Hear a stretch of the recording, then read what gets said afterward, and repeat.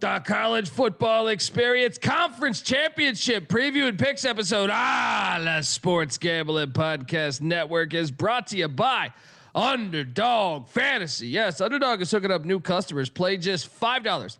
Get $100 in bonus funds when you sign up with our promo code. That is TCESGPN. So do that and let it ride. This is Coach June Jones, and you're listening to SGPN. Let it ride.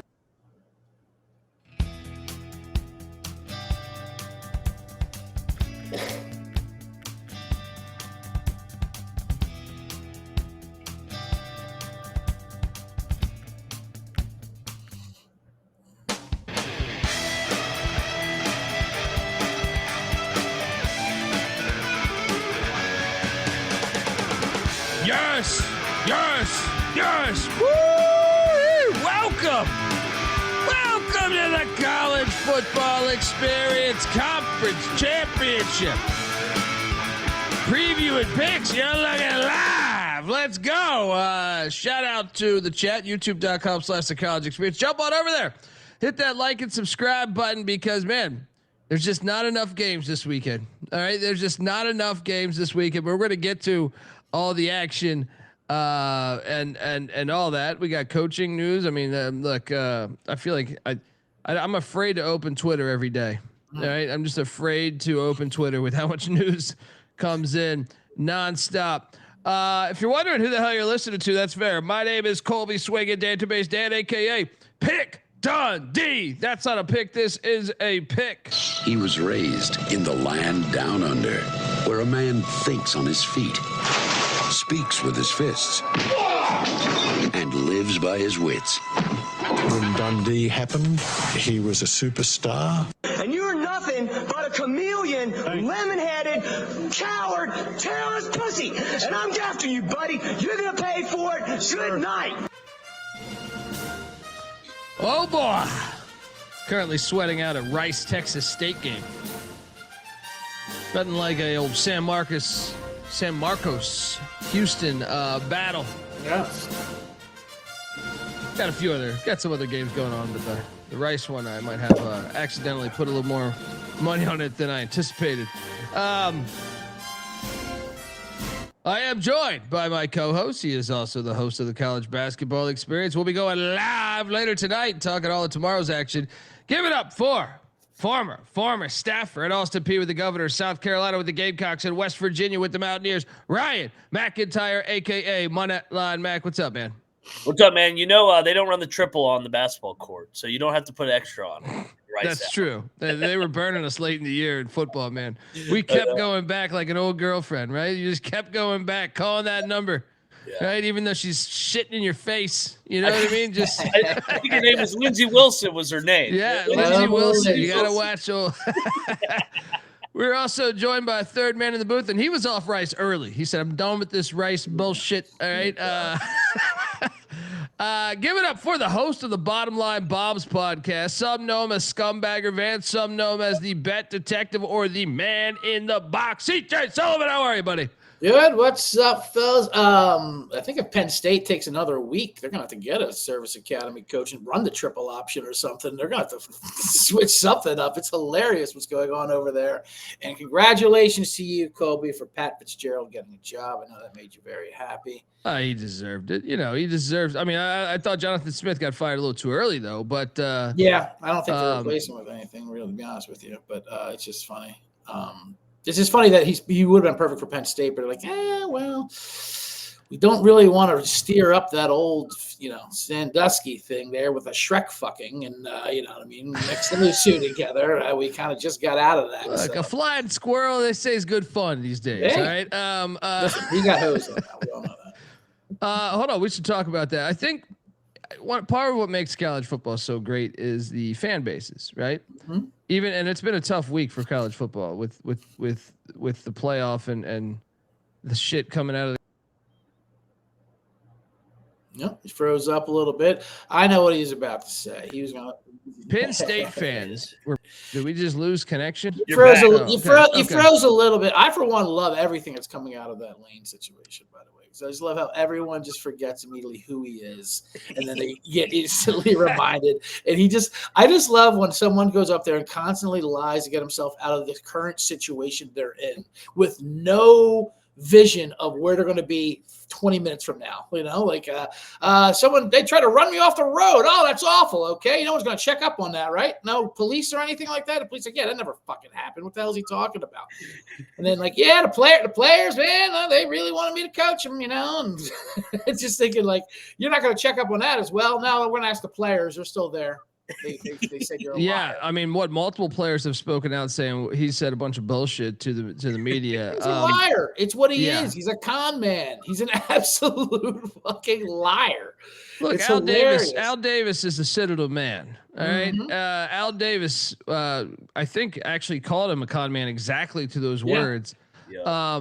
I'm on team Al Davis. Look, Al Davis, you could say whatever you want about Al Davis, but I will say, to me, sometimes he could be too much of a straight shooter. You know what I mean? So that's why he got into it with Roselle. Yeah. Rest in peace to the great Al Davis. Been in the league for 30 years. But yeah, even when the hot yoga girlies are coming after you, I know they're a dirtbag. Damn. That was great. He would fart and pass it off on a girl. He would bitch about the playlist. He's doing jumping jacks while everyone's in baby position. This creep ball, and he got student ID discount. Downward dog. He didn't like the old downward dog. No, he didn't like the downward dog. Yeah, and he rented a dog, Dart, whatever the fuck it was. I mean, Jesus.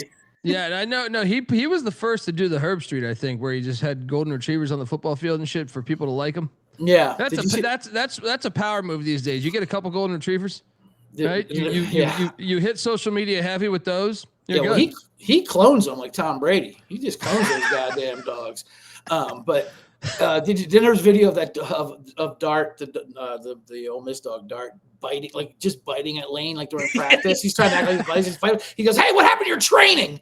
I'm like, "Yeah, that's not his dog." What happened to your training?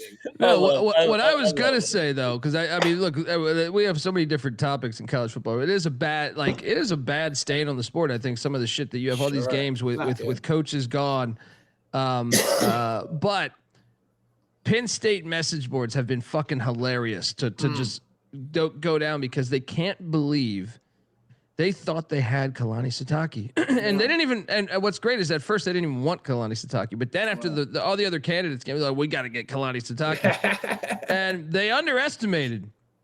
And Mac, we've hit on this. Like, they done fucked up when they put BYU in the Power 5, right? When you put BYU in the Power 5 with that money.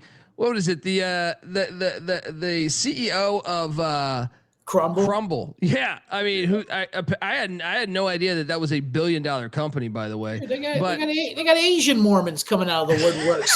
you got Asian Mormon money. You are cooked. Well, I mean, yeah, he comes in right away with what? I mean, they were going to offer him $100 million, and he's just like, yeah, that's not happening. We're keeping him, and then offers him 10 to 15. Part of the deal reported, because they're a private school, you don't really know, is that part of this deal to bring Kalani Sitake back was 10 to 15 million above the rev share, which is a lot of fucking money every single year. $10 to $15 million on your roster besides the rev share money. That is pretty substantial. But what's great is some BYU fans sent the athletic director at Penn State a bunch of those cookies. Yeah, on Uber Eats or whatever. So I mean, there's college football is fantastic, but James Franklin broke out a box of those. I saw that too. I mean, that's the best part of all this shit. I mean, Penn State. What are they going to do here? Worth noting that the other CEO of Crumble is like a huge Utah State donor too. So like, don't let them in the Power 5 either. Absolutely not. Yeah, well, they're going to the Pac-12. Yeah, I mean, well, just in general in the office, but that's kind of how these things start. It's like, no, I threw this money into BYU. Oh yeah, fuck you. I'll throw this money into Utah State. Right? Put us on the schedule. I dare you to put us on the schedule. I mean, that's kind of. I've read a few books on Texas college football. That's kind of what happens. Historically, to a bunch of those schools is they just getting big, they're on the golf course. They're just hammering like, fuck you. I'll give, they're old tycoons. They're saying, Baylor's going to beat you this year. I'm like, I'll give them fucking $20 million right now. And that's kind of how it goes. But bad detective. So who's going to coach the Penn State Nittany Lions, you think? Roethlisberger threw Tomlin's name out there today on a podcast. Why not get Mike Tomlin up there to if you want to middle of season and not win a national championship, he can handle that, no problem. But yeah, I don't know. I mean, there's still some names out there to get, but it's not looking good, especially because like they're recruiting. What was it, dead last? It came out in the ranked number because no one signed them. Well, and Franklin flipped like almost every guy. Of course. You see who else swept right in? Rich Rod. And Zach Alley was over there tweeting. It was also a jab at Pitt. He goes, "The best players in PA come to Dub V." Yeah. I was just laughing my ass off. I go, "This is great." Shit on Pitt while also shitting on Penn State because they got no coach. They should go for Brian Kelly. And they've had all year to do this. Brian Kelly actually wouldn't be bad. That's what I'm saying. That should be the guy. They should go. Brian Kelly. Ole Miss should hire Brian Kelly. Yeah, but instead they went with Pete Golding, right? I know that was such an emotional fucking. We got her loyal. We're gonna do this interim. Not even give him a chance to shit the bed first, will you? To be honest, they should just promote Coltonicki and see if he's the guy. You might as well. Right? Last year. Or their interim. Their interim's actually what's his name? I'm drawing a blank on his name right now, but he's they talked about him. He's done a good job considering all things considering. But yeah, I mean the coaching carousel is fucking insane. We saw Kansas State. We'll address that probably on a different episode. But Kansas State and UA. Well, he's a Pennsylvania guy. Yeah, he's a Pennsylvania guy. Yeah. So Matt Campbell would be another one. I mean, home run, but he ain't going. Why not? He loves Iowa State. I mean, I don't know. I mean, enough money can change people, right? But didn't the fucking Bears offer him the job? The Lions did. The Bears offered Fitzgerald and he turned it down. And USC offered Matt Campbell the job once upon a time too. Like, I think he would have left already. Although he'd be a perfect fit. He'd be a perfect fit at Penn State. They're gonna panic.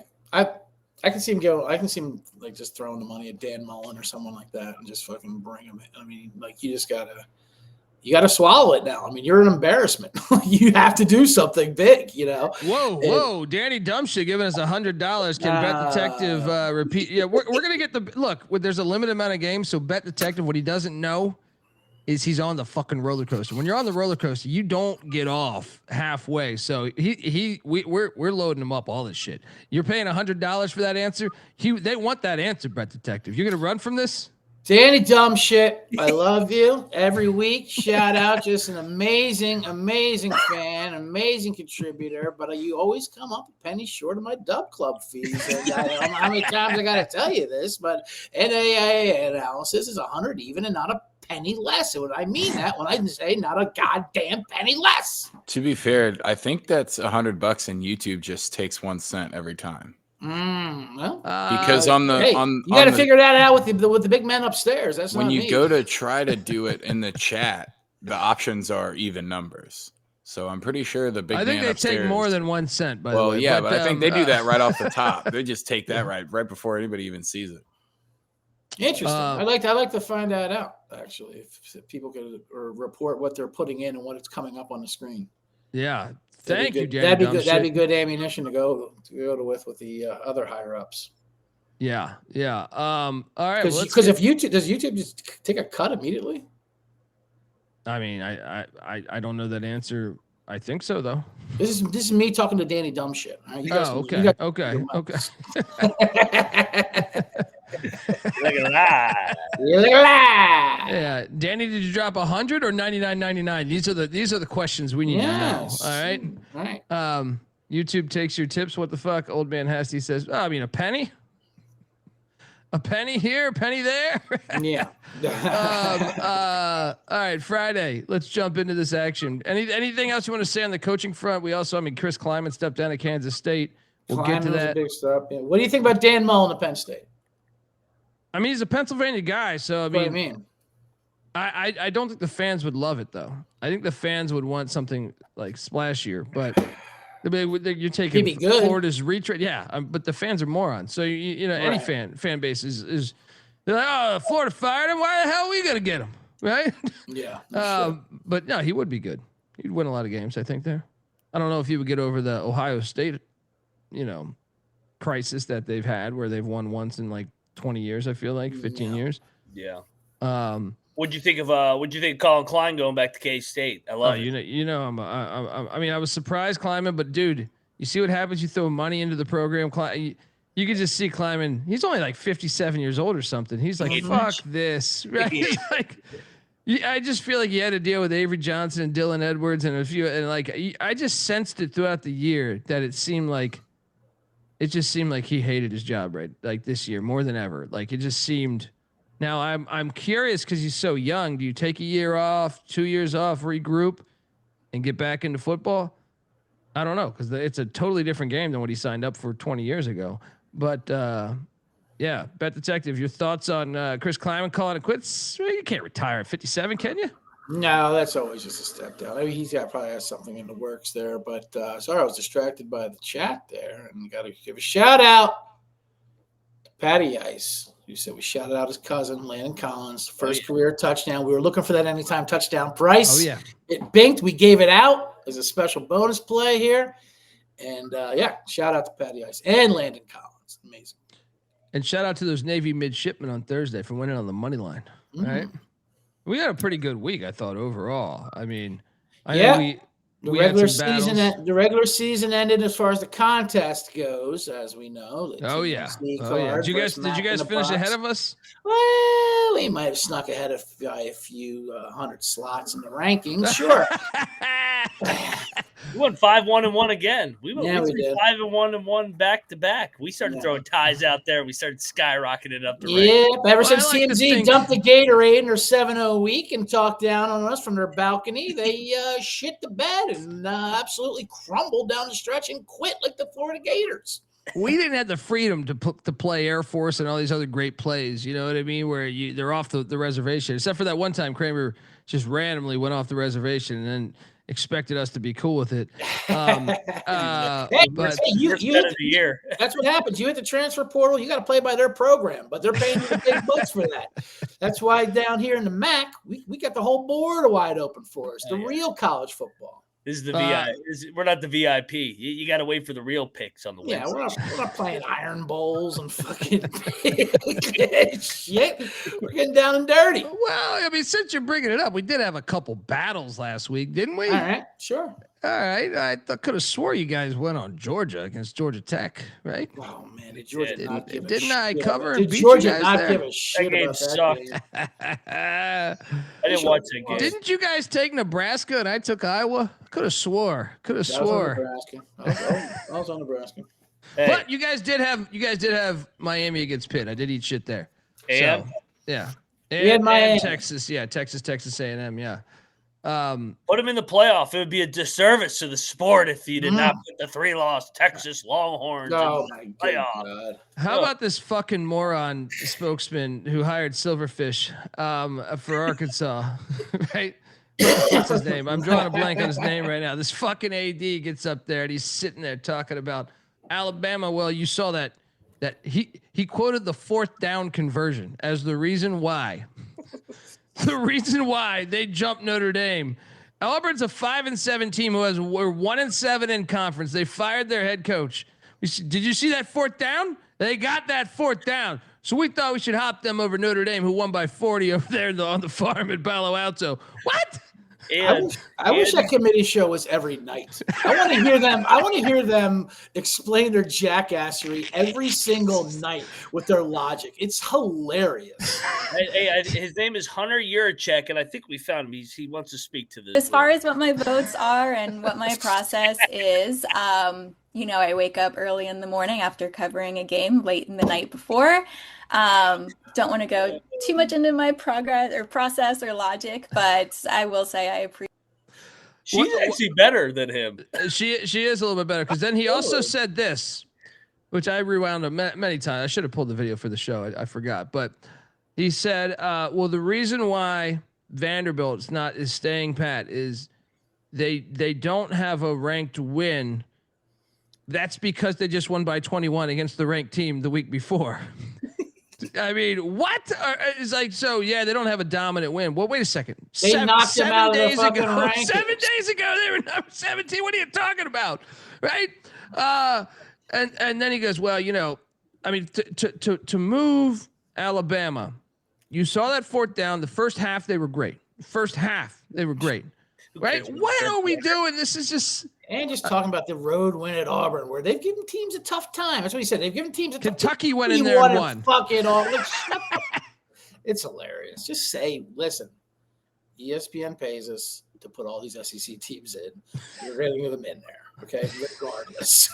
All the SEC teams not named Vanderbilt, all right? Not named Vanderbilt because Vanderbilt. I like how no one's really talking about Oklahoma. If you want someone that doesn't really pass the eye test, whatever, to get them out there, I want Oklahoma in, but I'm saying, like, they're an argument to get them out over someone like Vanderbilt or someone like that, or even Miami, whatever. Like, they're. I think Vanderbilt is actually, like, if you're talking about, okay, the most complete teams all year, Ohio State, Indiana, got to be in there. I think Vanderbilt is in the mix for, like, week in, week out consistency. Yeah. Like Oklahoma, we know they had weeks they look like shit, right? Yeah. I mean, Vanderbilt, you really put it into one first half against Texas and one second half against Alabama. But even with that, there was moments in the second half against the Bama game. I actually think you play that again, they probably beat Bama. But the Texas game, they kind of dressed up the score. But I think you can argue them as like one of the top 5 most consistent 100%. teams. No, 100%. Vanderbilt shows up every single week.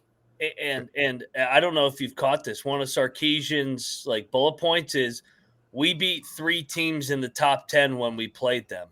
So like so time out. Let me tell you, like, I don't think people realize what Vanderbilt played like before they beat the shit out of these teams and got coaches fired. When they played South Carolina and beat them by fucking 30 on the road, they were ranked 11th, the Gamecocks. Right. So that's one. LSU was undefeated, actually had 1 loss, sorry.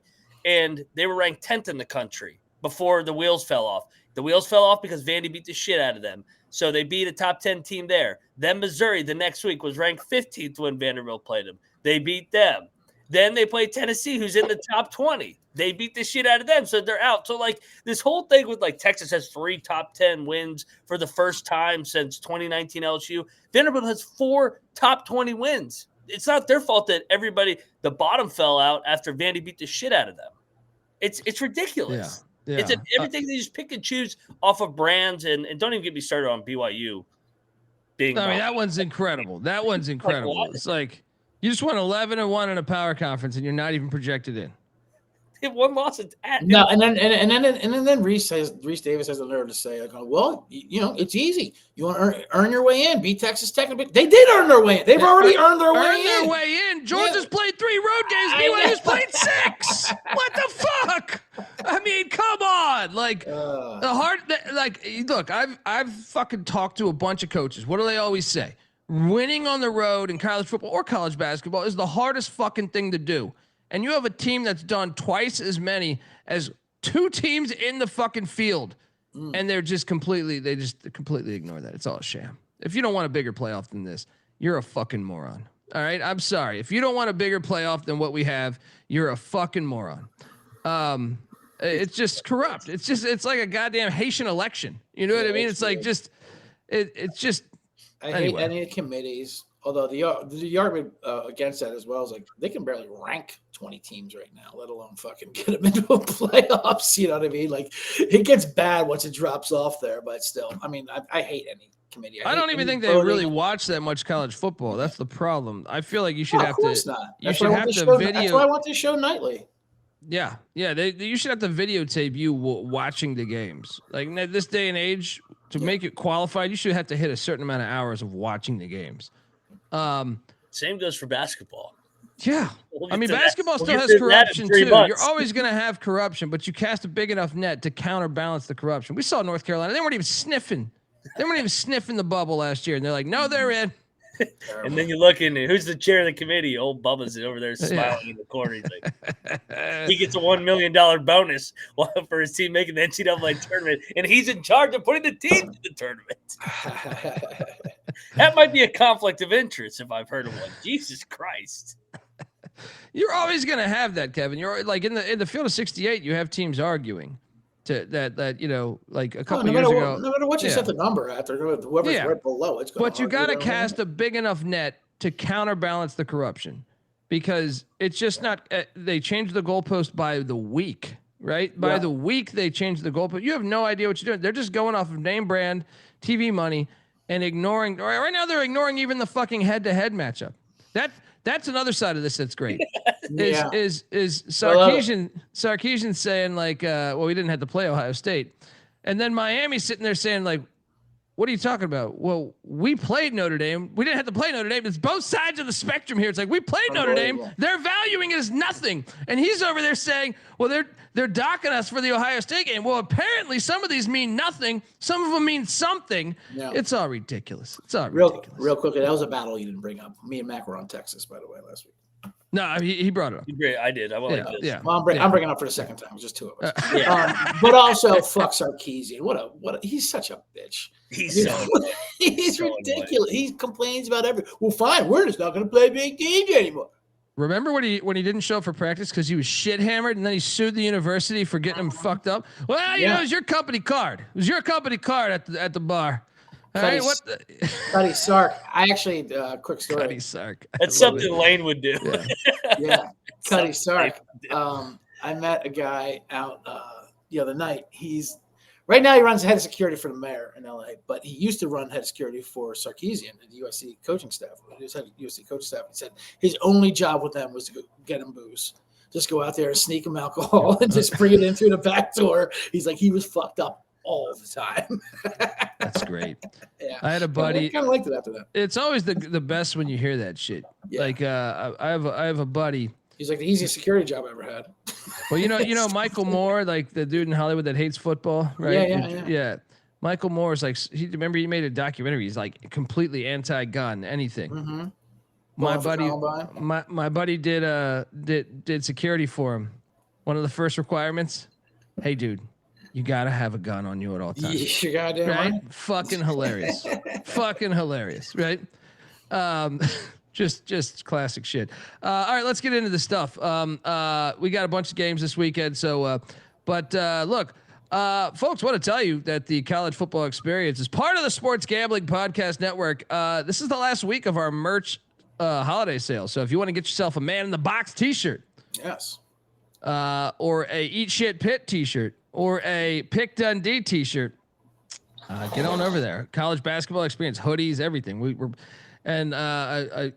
working on. I think we're gonna have the kid size hats available soon. So get your kids that DGen only shit early. All right. 25% off everything in the merch store with the promo code HOLIDAY. And we're also brought to you by Novig. Novig is America's #1 sports prediction market. With Novig, you're getting the best prices. Novig's available in 35 plus different states. Download the Novig app and get $50 when you spend $5. If you use our promo code, that is SGPN. So get in on the action with Novig, promo code SGPN. And we're also brought to you by Underdog Fantasy. Underdog is for pick'em entries where you could win up to 5,000 times the amount of money you enter. Underdog's got a brand new offer for new customers. Play $5, get $100 in bonus funds when you sign up with our promo code TCE SGPN. All right. Oh man, yeah. What's up, Noah? How you doing, pal? Well, someone queued the joke up already in the chat that Noah's dad is on the computer, so it's time to get the camera ready. So I thought I'd give them a little fun. There was also someone in the chat earlier on who said they were wrong about me. I'm a dog. I don't know. I'd like to know what you were wrong. I'd like to know what the shit you were talking about me beforehand, but it's all right. I still take it as a compliment. It's all right. Yeah. I mean, look, you got hate in your heart, let it out. All right. No, I love it. Whatever. You know. Yeah. I'm glad I flipped you. Didn't know why I had to flip you, but I'm glad I flipped you. You know what? Maybe he was a Patty C guy. Yeah, that's true. Everyone's a Patty C guy. They think I'm Patty C. They think Kramer's Patty C. They think fucking. Now they think you're Beanick's dad. Guys, Friday night. That's an insult. I don't mind the Patrick Steve comparisons, honestly. But you're going to tell me, especially after the shit you said that Noah said about mashed potatoes and stuffing, get the fuck out.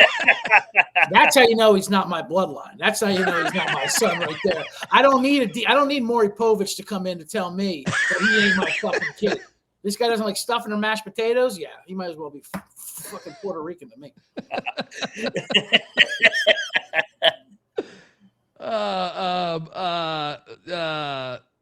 You disloyal fool-ass bitch-made punk.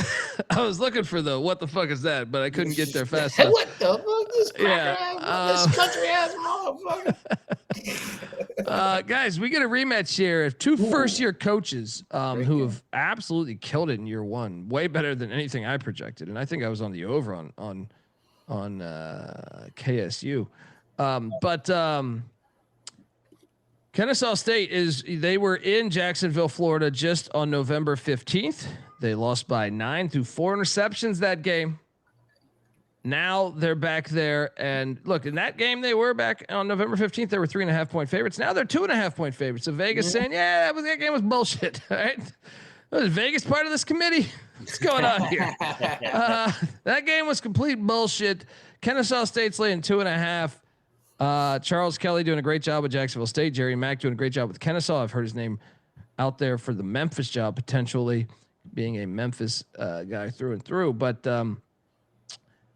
guys, I'm laying it with Kennesaw. I think revenge. I like taking the second matchup a lot of times, especially if it's a really recent one. If it's like week 2 or something, it's a little harder. But if it's one that just happened in the past 30 days, I'm jumping in, man. Give me Kennesaw minus 2.5. And of course, we're betting all this shit. Bet Detective, what are you doing here down in Jacksonville, Alabama? They're calling for rain, by the way. I don't know. I know. That might be better for Jacksonville State, but I'm still. Yeah, I think it is. Jacksonville State can run the ball, and I love this Jacksonville State team, but this Kennesaw State team's good too. They are the better team slightly, I'd say. They're definitely the best team in the conference. And that first head-to-head, like you said, they had 20 more yards, but they missed a field goal. They threw interceptions at the Jacksonville State 10-yard line twice, once in the end zone. I mean, the Gamecocks did force 21 takeaways. I don't know. I just think Kennesaw State's profile is just a bit stronger. They're the best offense in Conference USA EPA-wise, the best passing offense. So those two turnovers aside, like he said, a quick turnaround. The line has moved to Kennesaw State. This was a little lower earlier now. It's moved up to 2.5, you said now? 2.5 currently, I'm seeing. Yeah, I think it opened around 1.5. So I don't know. I agree with it. I'll go with Kennesaw State here. There we go. Do we have a triple lock, Mac? We do. I've liked what I've seen from Odom at the quarterback position. I think he's come on strong. And I just more and more year one under Jerry Mack, I think that they have flexed and embraced their identity. Like you said, they lost a turnover battle by 4. Jack State is 4-0 straight up as a dog at home this year. That's the only thing that makes me a little bit worried. But Jack State won it last year. I don't think they go back-to-back. I think Kennesaw gets their revenge. I think they're the better football team. And what a year this would be. Jerry Mack wins Conference USA year 1. Let's go Kennesaw. Lock it up. Hold on. Before I play the lock music, I want to know if you're doing this because the Jacksonville State Twitter universe came at you. Oh yeah, they're way too fucking cocky. They're gonna get their ass beat. Yeah. Hoo the Owls, Rich Rod. You won it with Rich Rod. You ain't winning it with Charles Kelly. Let's go. Triple lock on these Owls. Who the fuck is Jacksonville State think they are?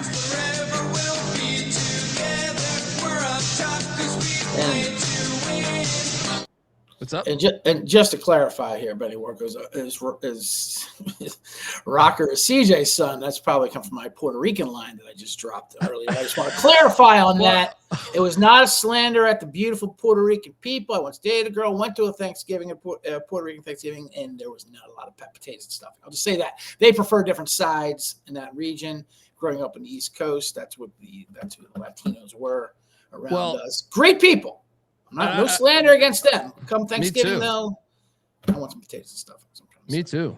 I think I lost my virginity to a Puerto Rican now that it comes up. But no, I think that, I've been calling Beanick John Rocker Jr. because I see. He had came in one day with his takes on he played baseball and he was like, let me tell you, these fucking Dominicans come in here, right? with their ages, and I'm like, dude, who the fuck are you? What are you doing? Let me put the picture up while you do his impression. Do it. Right? He's like, these Dominicans faking their age, coming over to the States. I could have been playing in the SEC if it wasn't for these Dominicans faking their age. Right? That's what. So we've gone with he's John Rocker Jr. Essentially. Here's the best part. Beanick's so young. He was on air and I was calling him John Rocker Jr. He's like, yeah. He had no idea who the fuck he was. So then, like the next day, he's like saying, no, that's not my nickname anymore. And then he fought it. And now, of course, that's only going to catch on more. Mm-hmm. So, shout out to I'm sure he liked him when he studied up. But what he said back in the day actually wasn't that bad. He was actually right about what he said, about being on the 6th grade. Oh, no. He's brought it up a few levels. His whole age on Twitter. He's on who's on other picture. Wait, like he went through. You definitely see what refresh my memory here. He's talking about taking the train. Yeah, talking about taking trains. You see these goddamn Puerto Ricans. You see this. Yeah, whatever. When you heard that, you're like, well, he's definitely been on that train before. Like he's not he's not talking fiction here. I mean, maybe not really want to say to the World Series, but when you play the Yankees. But didn't he say I was sick of him though? Didn't he say? I thought that was like it got a little derogatory, right? Like he was stating it wasn't great, but it wasn't as bad as it was perceived to be. Now he's just leaned into it. Oh man, John Rocker Jr. Noah Beanick, get out there. We need to get some Rocker Jr. T-shirts in the store for Beanick. Oh man, John Rocker would slap Noah Beanick in the mouth. By the way, like that. With his Thanksgiving take, guarantee you. Everybody almost fought Patrick Mahomes' dad, like in a wasn't that Bourbon Street? Wasn't that on Bourbon Street? I think it was, right? It was. It was supposed to be set up for an actual fight, and Patrick Mahomes stepped in, like, Dad, no, I have $500 million if you need money. Do not fight John Rocker.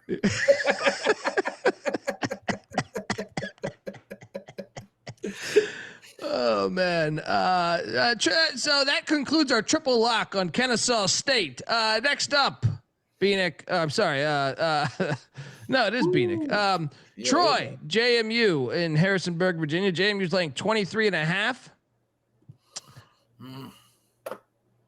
And I also feel like Beanick should get this kind of shit for getting Diego Pavia's family after us.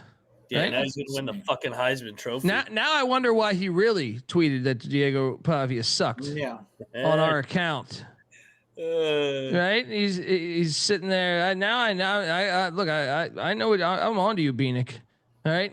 He saw his name was Diego, and so he was like, fuck this guy. Shout out to Eric in the chat, giving us $150. JMU is going to blow this UNLV by 20. And then Virginia loses to Duke. UNLV goes to the playoffs, and I buy us all tickets to the game at Oregon. Oh shit! If they're at Oregon, you're making us a Rebel fan. This is I kind of figured they all hated me, but Eric proving us wrong. Shout out, thank you, Eric. You're the man, brother. Me and Bet Detective took some online heat a couple years ago. Sure did. From the loyal UNLV fan base, the original pissers, and to be honest, we were completely wrong with our take, and they reminded us very often. In our defense, they've never done that in their school history that year. It was like their first year. It's not like we were going off of nothing here. Like every week they're just going off what happens every single year with this team. That's all. Yeah, and but Eric. Thank you first off, and we will take you up on that if this works out. You're making us a Rebel fan. Yeah, shout out. Yeah, appreciate you, man. $150. That's very kind of you, bro. Troy, JMU, though, they're calling for sleet, snow, weathery mix, all that shit.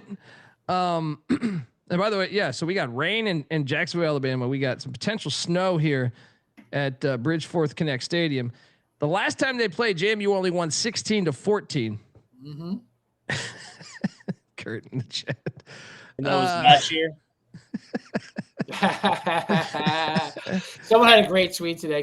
Did the pisser? He's tweeting at Trump now, right? To give him another year or something. Yeah. No, to get them in the playoffs, to expand the playoff on the fly. Playoffs.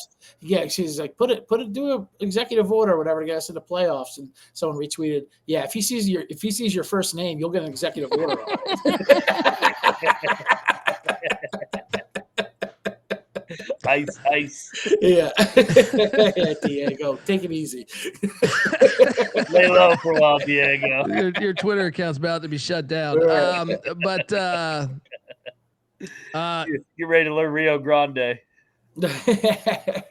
I'm going to take the points here, even though I'm a little worried about Alabama boys coming up to the snow. But Rob Chesney just took the UCLA job. And look, I think his heart's in the right place, but I still think it's hard to sit there. You got signing day. You got the portal class you're bringing in.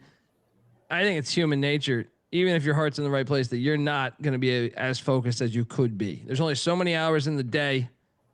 It's like when I prep for the CFL show. I'm doing all these other shows. When I get to CFL, I'm like, oh, yeah, sure. Doug Flutie. Give me these Trojan men plus the points. They've played a lot better the second half of the season too. So I'm going to take Troy plus 23.5. Another thing is if it snows, I think that might limit the explosive plays that JMU can do. So give me the points. Bet Detective, what are you doing here? Yeah, I mean, of course I love James Madison, but you're paying a pretty big tax here at 23 and a half, whatever it is. This seems a little too high. This should be like around 17-ish, I think. You never know what you're going to get with Troy. I mean, Old Dominion did beat him 33-0, now gain him like 500 yards, like $140 or something like that. But they also can compete. They were tied up with Memphis at halftime, So I think Troy's decent. They're going to show up to this game. I don't care about the weather here. Give me two. This is too many points. Give me 23 with Troy. There we go. Back. What are you doing here, buddy? Blowout. I think that the last time they came to the state of Virginia where they played ODU, they got 33 zip blanked. They're in the weaker division. I think that JMU, since they figured out the quarterback position, they basically have covered every single belt game outside of what were they? They were laying 18.5 against somebody and they won by 14. Marshall, that's like the only Sun Belt game that they haven't covered in the second half of the year. I just think that they're on a different level. I think Chesney puts the exclamation point on his tenure there. It's a going away party. I think they win this thing like 45-14. I think it's a blowout style point, and then they see if they can get in the next day. Well, now let's go to our Troy correspondent. Troy Tuning, what are you doing here? Since you're named Troy, I feel like we need to really honor your opinion in this game. And every time I always remind you that Montgomery, Alabama is not too far away from right there on campus, and lived there for a little bit. But I also think that this is a bit of a blowout. The weather is what scares me the most for these guys. It is a lot of points, but JMU is going to be trying to, style point it up. This is one of the only conference championship games where it matters. So I'm going to lay the points. We'll do a little 2-on-2 tag team here. There we go. We got a battle at Bridgeport. Dundee and the man in the box on the Trojan men. Moneyline McIntyre and Troy on JMU. Who's the best tag team in wrestling history? Animal and Hawk? I was about to say, it's got to be history because I haven't seen any shit in the past 20 years. But that's what I mean. 30 I mean years, history. I mean shit I watched growing up. Throw it back to the Hardy Bros, right? I'm going to the natural disasters, man. You got earthquake and typhoon. That shit was fire. True. Was it Legion of Doom? Animal and Hawk? That if you're trying to get back to Florida, no. Legion of Doom was, Legion of Doom, and then there was Doom with Ron Simmons and company, right? The former Florida State linebacker, right? So, Mac, where are you going out with your tag team? You got the Bret Hart glasses, so I'm assuming something heart related, right? Yeah, I did just Google it just to see who they are saying. Who is Bret Hart tag team with? Carlton called it Road Warriors. Was that? Yeah, they for the Hart Foundation. I like the Hardy brothers, man. Growing up, Jeff Hardy and Matt Hardy. All right. And then they had the sister or the stepsister Lita. The different generations. I don't know who the fuck that is. Team. You don't know who the Hardys are? No. Oh, dude, they were great. I like a family tag team though as well. Oh, you know, Undertaker and Kane. Oh. Undertaker and Kane were a fucking tag team for a minute there. I don't call them a tag team though. I mean, and then they would turn on each other and fucking save each other. It was great. What's the tag team of the dudes that were yelling at the Come on, ladies? Travis, let's go. God, even PG. Jeez, Lou. No need to bring Noah's mom in. Yeah, she's a nice lady. She probably I was just is. about to say the tag team, the one dude that always used to yell at we got a mom in the front row who taught her daughter how to suck dick or whatever. I forget those guys. Shoot, that would be mine. Promo is all that matters. Who cares about the results of wrestling? The committee would be good for WWF. That would have been a good way to decide a true tag team, is just let a group of people in a room talk about it that never watched. Yeah. Yes. Just film it. Yeah. There you go. Hope our answers satisfied you. I agree. I don't see any love for the natural disasters, which, you know. There it is. The Dudley Boys. If you're bored, look up the Dudley Boys clips on YouTube. Yeah. The Dudley Boys were good. That's a good call there, Carlton. Next up, Friday night. Oh boy, I feel like I'm we just he's gonna buy his tickets to Autzen. I was originally ready to go in on the Boise here because we got UNLV on the Smurf turf. Where how many Boise's lost like 17 games in 30 years there. Mm-hmm. Maddox Madsen's also back at the quarterback spot for Boise State. That is substantial to me. But really, what's substantial is they almost had 600 yards of offense against UNLV the last time they played, which was in October.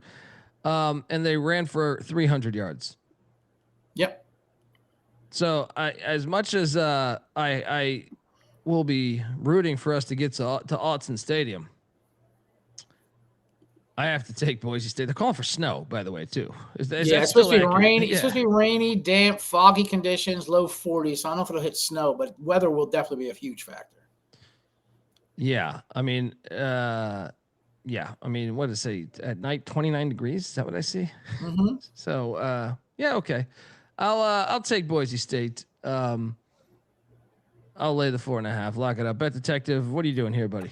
I'm going the opposite. I know what happened in the original game here, but I like the rematch here. I think UNLV is playing better. Their defense has been playing better. I mean, granted, it's a very small sample size. They're going to be able to run the ball though, and this is not the same Boise team. I think people are just assuming blue turf, Boise. This is not the same exact team. You know, they can make it happen, but you're giving me 4.5. I think they're live on the money line here. I'm locking up UNLV. Wow, the defense will be a problem, but the weather. I think the weather's going to help UNLV, and I'm not even sure bringing. I mean, I know Matson's back, but he's going to be rusty. I don't even know if that's the right call bringing Matson back. You know, I know it was a little. No, the other guy was trash, man. The other guy was trash. I don't know. I would not be surprised if they pull Madsen halfway through this game because he is rusty and flip it and try to save this game. Give me UNLV here. I like this, and I'll be in Vegas, so I'm going to play it. I have to play it with a paper ticket. Mac, Boise. It's outside cold weather. They had the rematch last year against Boise too. I don't think UNLV's ever won in Boise, like in their history of playing. I think UNLV's good. I still don't trust this defense. And then in a big game, prove me wrong, UNLV. Prove me wrong. I don't think they can win there. And I think they may hang around in the first half, but then I think Boise, like the first meeting, will be able to break a bunch of big plays on the ground. I mean, Dylan Riley had 200+ yards on the ground. I think it's another game that they could just run all over UNLV. Yeah. Boise's on a 10-game win streak, and UNLV's never won on the Smurf turf, so I'll take. They luck box last week, by the way. They did. First our contest. First our Utah State. First our Utah State conference entry. We can't go past this slide without talking about the absolute crime. Whatever this computer is that gave us this fucking matchup. This is bullshit. How did New Mexico not get it? This is insane. How is New Mexico not in this game? I think San Diego State deserves to be in the game too, because San Diego State, if we're going to the Vanderbilt thing, right. San Diego State was probably the most consistent Mountain West team the whole season. Yeah, right? I know. But then on that overtime, they had 3 false starts in a row and launch a ball out of the fucking end zone. Go fuck yourself, San Diego State. New Mexico is the one. I'm not shedding a tear for San Diego State. New Mexico, though, they got robbed. Well, they just beat UNLV and San Diego State. No, I get it. San Diego State's great. They're probably better than both these teams. But no. I'm saying New Mexico just beat San Diego State UNLV the past 2 weeks. That's what I'm saying. New Mexico should be in this thing. I don't know what this computer. Whatever. Bill Russo says, "Hit me up when you're in Vegas, Bet Detective." You hit me up. I'm gonna be a fucking circuit. Go to the buddy. circuit. I'm hitting you up, Bill Russo. You find me, buddy. I'm the Bet Detective. I'm the man in the box. People find me. Yeah. Secret of the Pros. I'm just kidding. Come by for a nice second. Secret of the Pros. Meet at Saginaw's. Go to Saginaw's and high chance. I'll be there. Anyone listen? I'll be there Friday. I'm in and out. Going for Adam Rosenberg's Sweet 16 birthday party. He cried for us all to go out there. The bitch is making me use my points and going to LAX, which is a fucking nightmare. But I'm going in there. He tried to get me. He tried to get me on that, man. God. He tried to get me. Why don't you fly out from North Carolina? Go fuck yourself. It's my mother's birthday weekend, and I'm going to the ACC championship game. So, but I'll be at Circa with Sean and Ryan doing the VSiN show. If you want to come by, we'll be there. Mega Bar. We will not be hard to find. Yeah. Roll out. Anyone, roll out. Yeah, we got a battle here. You guys are gonna. Me and Mac on the Broncos. Buckham Broncos. Bet Detective. Some say you're bought and paid for by Eric. Going with these Reds.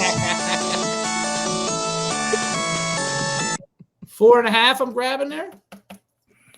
4.5. I was going to say, remember this, Eric. Make sure you buy 2 tickets up way at the very top and 2 tickets for Bet Detective and I right down there with you in the bottom. Absolutely. Let's go, Rebels. Let's go, Rebels. Yeah, he's on the Rebs. That means Troy's on the Rebs as well.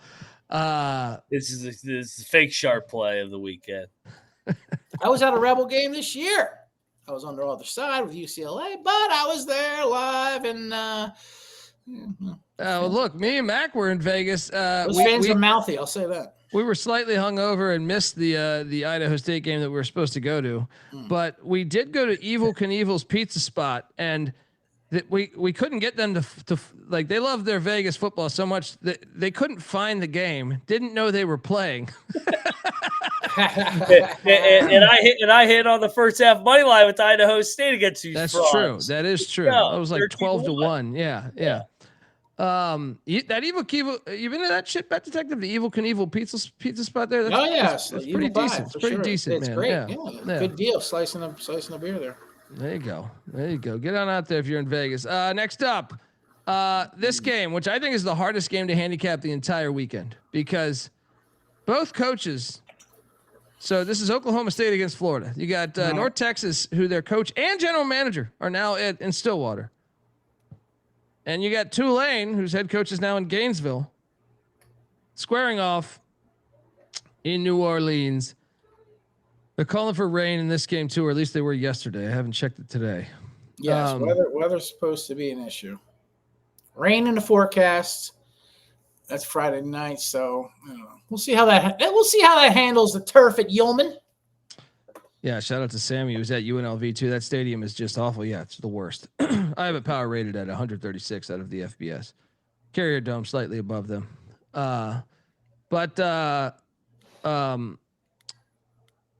This game, to me, it basically comes down to if it's raining, I think that really favors Tulane, because North Texas run defense is ass doo-doo play. I mean, this thing is 129th, bottom 7 in the nation, right?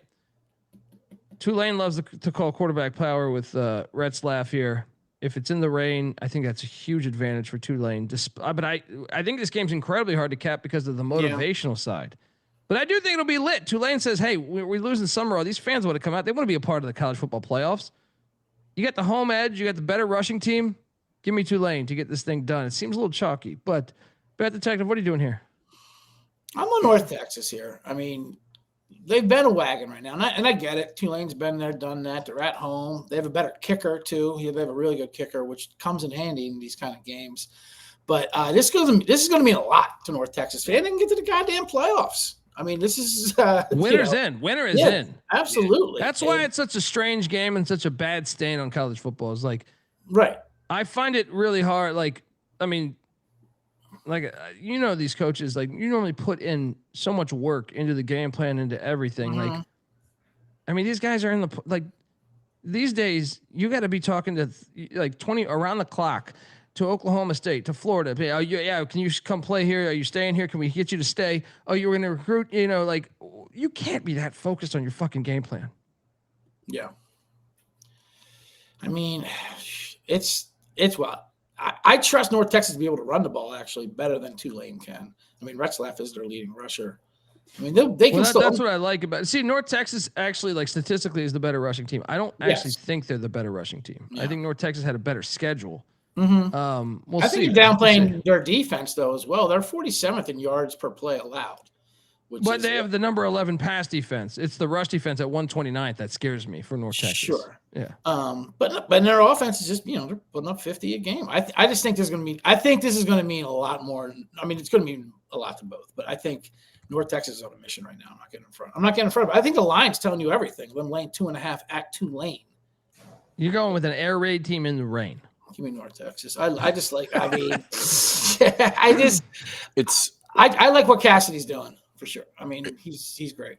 It's worth noting, not just an air raid team in the rain, but Mestamaker just started playing quarterback like 6.5 months ago. There's no way he has any kind of experience in whether he wants to go gloves or like a year ago, because he played in the bowl game. I mean, I was kind of exagerating, but there's not. Okay. He definitely doesn't have a lot of in-game rain experience as an air raid quarterback. It does seem like you would think the line would reflect that. So I smell stink here.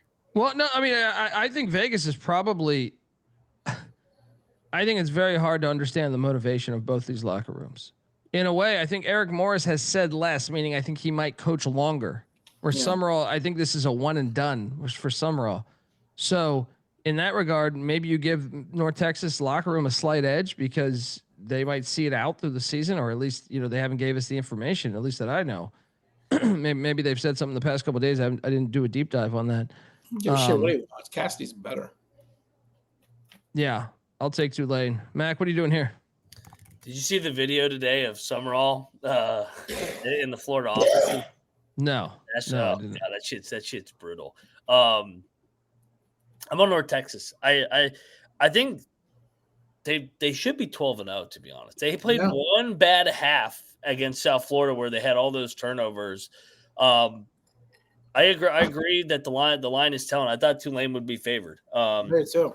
But then I look at how Tulane finished the year last year. They limped down the stretch. Sumrall, I don't know. I don't really trust Sumrall in a big game. Like I feel like they've limped down the stretch as well. They got absolutely housed at UTSA. I know they're at home in this matchup, but I think North Texas has been the more consistent team throughout the year. I'm getting the better quarterback in my opinion too. I think Retzlaff is the more TMZ quarterback, but Mossmaker's been more consistent all year. So give me North Texas to finish the job and get to the playoff. Go Mean Green.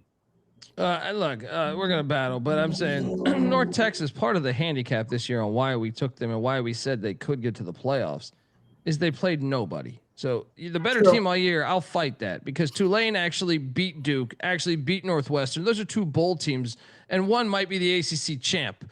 All right, so like I pump the brakes a little bit on it. Tulane's much more battle tested than North Texas is. I'll see you on the gridiron. Now we got a problem. Now we got a problem. Not like he tossed an ACC champ in there. We got a battle. Possible ACC champ. Bet Detective and Mac on North Texas, Dundee on the Green Wave. Ride the wave. I will say though, I do think North Texas locker room is. If I had to place a wager on whose locker room is more intact, I think 100%. It would be North Texas because I don't think North Texas's guys will get as much opportunities to go to Oklahoma State. Whereas I think Tulane Might have a few guys that will be playing at Florida. Is Tulane going to be allowed to wear their uniforms and honored Katrina that they just made up as a rivalry thing? Like first when they beat Northwestern? You bitches. Get out of here with your fucking uniforms. How about save some lives? Shout out to our boy D. Bettis. I look forward to going against you guys in TMZ corporate media next year's college football super contest at Westgate. Yes. The Ohio State back-to-back natty champs. Book it. Field.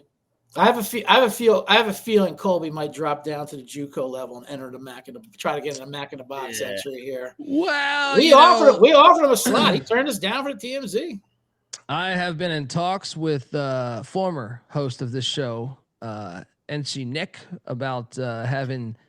Speaking of tag teams, the Dant brothers. The Dant brothers. That's how it should be. Yeah. Sean and Ryan, the Dant brothers. I like that tag team, and Mac in the Box. Let's do that. Yeah. Let's go. Mac in the Box finished 53-44, so solid year there, CJ. You guys didn't have any ties? That's amateur shit. No, we had a tie. We had a tie last week. Only one? Come on. You guys aren't sharp. 53-44-1. 53-44-1 for 53.5 points. The TMZ Dome football, I think they went 12, 20, and 20. So they had 20 ties, 12 wins, just a couple behind. They had 5 ties. They were 48, 45, and 5. I mean, were they picking hockey games? How many fucking ties did they have out there? I don't see anybody else with more than 3 ties. Well, when you only can pick the top games. Yeah, when you pick TMZ games, the lines are difficult. Even. -7, -3. Where did the winner go? The winner went 65-31-2, and they won $216,000. So shout out to them. Yeah, shout out to them. But what's gross is they only paid the top 10. Oh, well, yeah, that is some bullshit. We were in the top 100. Yeah, we're right outside. This thing's growing, though. This thing's growing. D. Bettis entering. Daquan wants to enter. I think you got to go in person, though, bro. Yeah. Maybe that changes next year. Who knows? It's actually a great contest. It's relatively cheap. It's like $500, I believe, which is relatively cheap for a season-long thing for 7 games. It's great. Shout out to Patty Ice. Yeah, the storm is coming because this is Friday. We covered all Friday's action, right? We got all 4 games going on at once. Saturday morning, Bet Detective. Mm-hmm. The only group of 5 that plays in a neutral where 12 people go. I mean, this one looks like one of those comedy shows I got you on with Steinfeld down in. I haven't got a phone with Steinfeld in a while. I wonder how I'm kind of worried about him. He used to hit me up all the time. And I thought push him off. God bless Steinfeld. Yeah. Down there in Laguna. Yeah, Laguna Beach. I got the Bet Detective plugged into the Laguna circuit. He did. It's okay, buddy. You don't have to kick me any of that money back. Don't kick me any of that money back. Yeah, you can have half my fries. I was half my steak sandwich you gave me. Miami, Ohio is in Detroit, taking on Western Michigan. This game is a rematch. Yeah. Miami, Ohio stuck it to them 26-17 back on October 25th. But since then, DeQuan Finn quit the team, starting quarterback, and they went. This is the best part. What I love about FCS football and MAC is the MAC is really close to FCS football is the names. All right. They turned to 3rd string freshman quarterback Thomas Gutowski. Come on, Gutowski Auto Parts right here. This is perfect that's a MAC guy right there. You know damn well that guy was born in a 30-mile radius. From Oxford, Ohio. Gutowski's he's been winning though. Yeah, he's been doing okay. Western Michigan offered him his first offer, actually. Oh shit! There we go. I'm on the revenge tour here. I think Lance Taylor in Western Michigan, and look, I know that historically these MAC games have had like 12 people. I'm wondering if they actually have a MAC school from Michigan in it.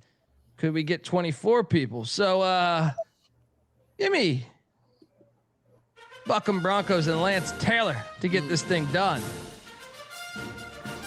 Yes, Finn quit the team about 3 weeks ago, Blaze Diamond. He's preparing for the UFL draft. Bet Detective, what are you doing here? One I hate, this game is at noon on Saturday in Ford Field. That's disgusting. Yeah. It is the worst, dude. But, I mean, that's soulless game. Just a soulless, stupid game. Tarp on the upper deck. It's just insane.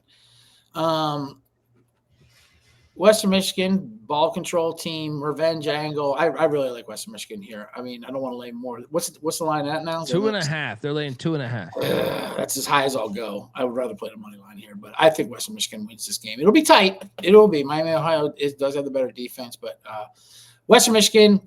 This is a lot to ask for a third string quarterback for a big game like this. So give me Western Michigan in instant turnaround revenge game. Yeah, lock it. Do we have a triple lock, Mac? We have a battle. Give me the Redskins. They got their ass beat in this game last year by their arch rival, the Bobcats. Revenge tour for them all year has been Chuck Martin and company. They started slow. Finn quit the team. Next man up. They've rallied. They already beat Western Michigan. I like the way that they have finished the year here. Give me the Redskins to get back here and finish the job this time. Hail victory. Go Miami of Ohio. What is best in life? To crush your enemies, see them driven before you. We got a battle at Filthy Ford Field. Mac on the Redskins. The Bet Detective and Dundee on the Broncos.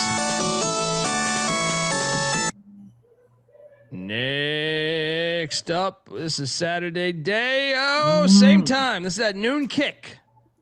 Yeah, I was surprised to see this. Kramer nailed this one. I last year it was a problem. Fan attendance was a problem in the Big 12 because Arizona State and Iowa State were thinking, why spend money on the Big 12 when one of these teams is going to win and you're going to go to Atlanta the next week and then potentially to Miami the week after. So I was concerned that maybe no one shows up to this, but no, I'm wrong. It's actually sold out, and it sold out, I think, faster than any other Big 12 in the history of the. And I'm assuming I was alerted. Shout out to a couple people that contacted me that are buddies that have lived in the Arlington, Dallas, Fort Worth area that say there's a shit ton of Texas Tech alums. Yeah, and also I've been alerted that BYU. Well, I kind of suspected that BYU would travel, especially after they just gave all this fucking money to their football program. I mean, yeah, the vibes at BYU in football and basketball right now. Get out of the way, college football and college basketball world. This is another rematch. They played not that long ago.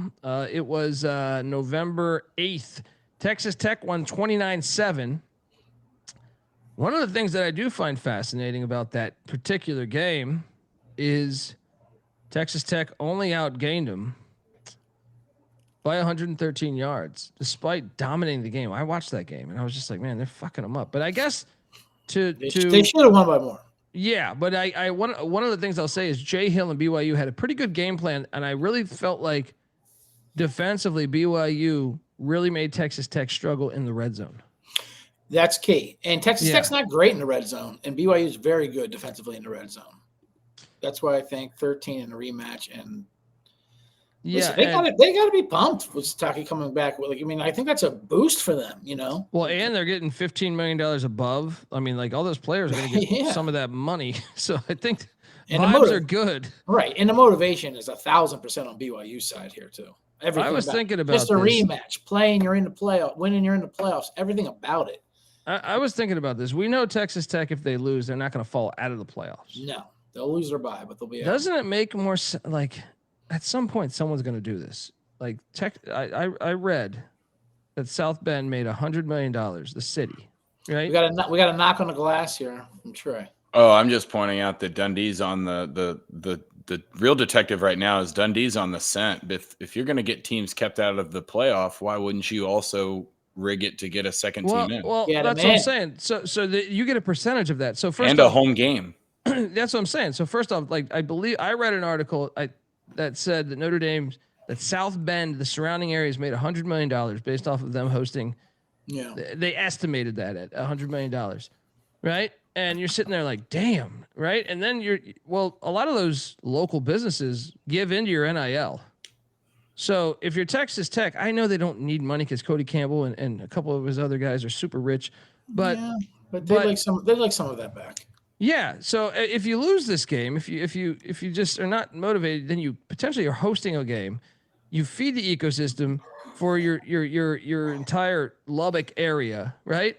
Mm-hmm. Then also you get another team in the field where you get a slice of that pie. The Big 12, like, you're not independent. Notre Dame made all that money alone, but Ohio State actually had to share that money with even their most hated nemesis. Michigan got a percentage of Ohio State's winnings as they continue to go to the playoffs. So having two teams, you would get a bigger share of that pie.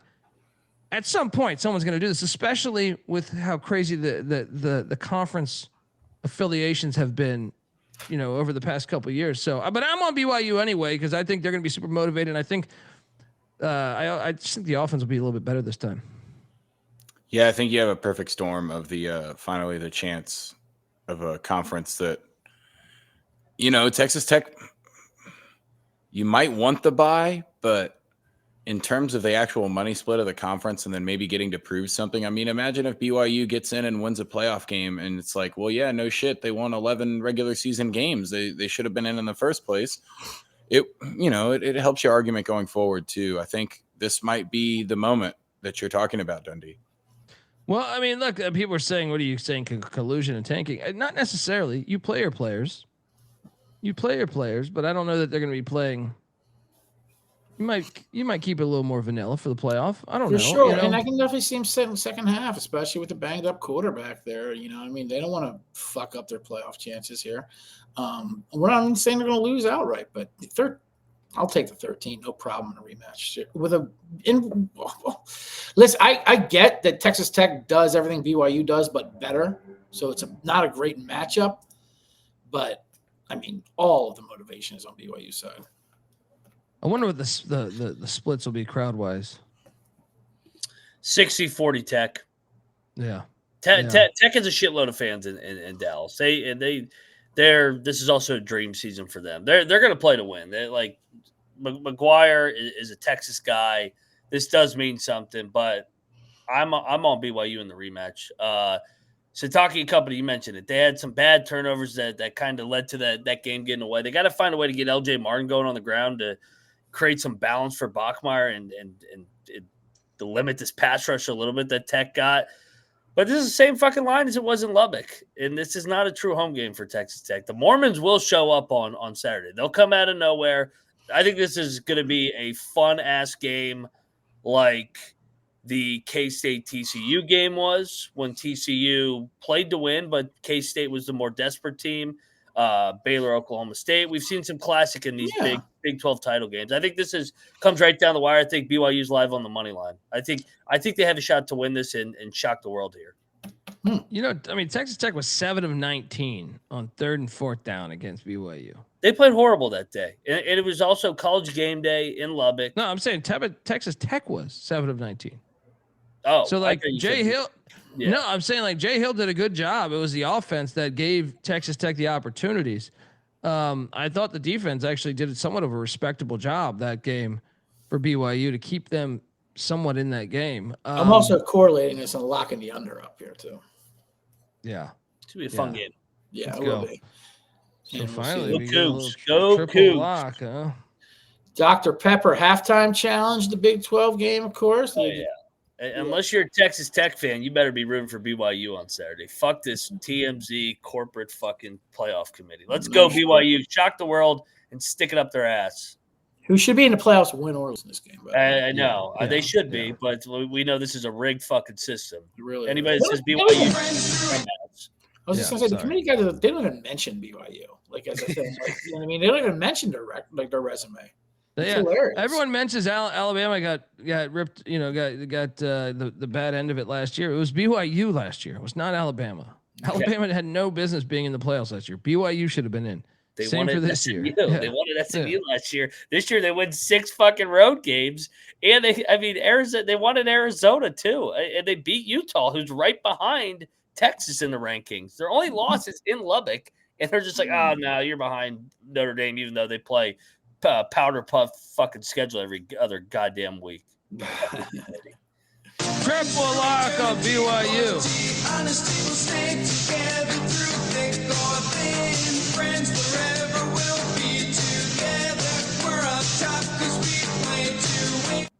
Fucking Rice. It's just unnecessary fouling right there. Oh man. Next up at the noon spot.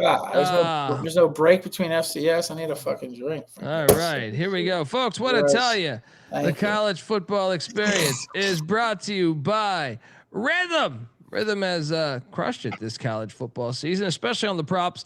It's been really good at identifying when to fade players and take those unders. And look, college basketball is up and running with 300 plus schools. Rhythm has predictions for every game, every night. Pairs nicely with the daily college basketball experience shows with myself, Mac, and Noah every game. So be prepared.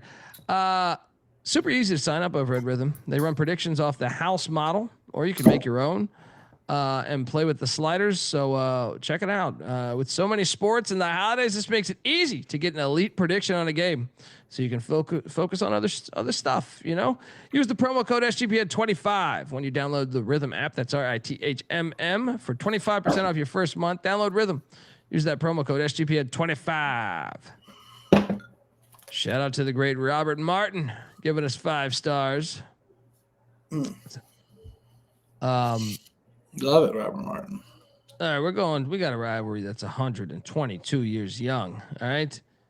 Bet Detective, I know you've been up there to Goodman Stadium, Bethlehem, Pennsylvania. Absolutely. All right, Villanova taking on Lehigh in the FCS playoffs at the same time noon. This, regionality is the heartbeat of college sports. So I mean, this one, Lehigh is currently laying 4.5. The over under at 47.5. These are all real lines that are out there. FanDuel, DK, doesn't matter. Look, Lehigh's 12-0. This is Coach Cahill doing a great fucking job with the engineers there.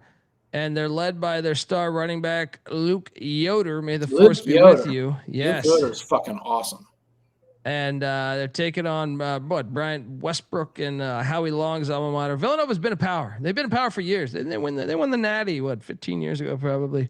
Goddamn right. I saw someone bring up Westbrook. Not only did they have Westbrook, they had back-to-back Walter Payton Award winners, which is the Division I AA winners back then. It was Brian Finneran, who had a nice career with the Atlanta Falcons, who does sports talk radio down there. Shout out to he also had a twin brother, Brad Finneran, the Finneran twins, with Westbrook back there. I mean, they were an absolute force. They opened up against Pitt. I went to the game when I was at Duquesne. They lost 49-42. Westbrook had 5 touchdowns. Gail Sayers ran one in, punt return, kick return, caught one. It was fucking sick. They had no idea that this talent was coming at them. They were favored by 35. They almost lost that game outright. Wasn't it Todd Finneran? No, it was Brad and Brad. Maybe I'm thinking of Todd Kinchin. Yes, right? Todd Kinchin for sure. You can always go back to the Howie Long days, but they were a squad. They're still a nice little program. But Lehigh though. Lehigh's a wagon, but I'm actually going to take the points. I think Lehigh will win barely. So 4.5 is the spread. Where's this being played at? At Goodman Stadium in Bethlehem. Okay. On campus of right by campus sure. of. I was just making sure it wasn't some bullshit neutral site. No, Bethlehem, Pennsylvania. I'm gonna take the Cats plus the 4.5. Bet Detective, what are you doing here? Hold on. Oh, there we go. Mac, you want to fire? You want to fire on this one? I'm here. Yeah, I like Nova. I like Nova in the points. Well, they got the game. Sometimes I think it's an advantage when you get the game. Lehigh had a bye week, so you see that in the NFL playoffs too. It's like sometimes the teams that get the wild card. Yeah. Nova stuck it to Harvard 52-7 last week, and Pat Lone Wolf McQuaid is throwing these fucking balls around. 193 yards, 3 touchdowns. Isaiah Ragland, 152 yards on the ground, 9 yards of rush against the Crimson. Bet Detective, what are you doing here, buddy? Yeah, I still think Lehigh rolls a bit. It rolls. Nova will fight, a little scrap, but Lehigh will pull away at the end. They're on a mission this year. They're great. Yeah. That running back, Yoda, that running back, he's fucking good. He is a beast, dude. He's fucking good. He is a beast. We got a battle at Goodman Stadium. Great stadium. Dundee. Mac on the Cats. Bet Detective on the Engineers. Shout out FCS fans. Hell yeah, FCS is the best. I have always described it as the heartbeat of the sport. D2, D3, NAIA are great, but FCS is to me the heartbeat of college. I don't like how they switched to FCS. I like the double A. I like to keep the numbers. Throwing these new letters out there. Yeah, I don't like that. Yeah. Well, maybe you like this. South Dakota, the Coyotes are heading to Macon, Georgia. Maybe I will.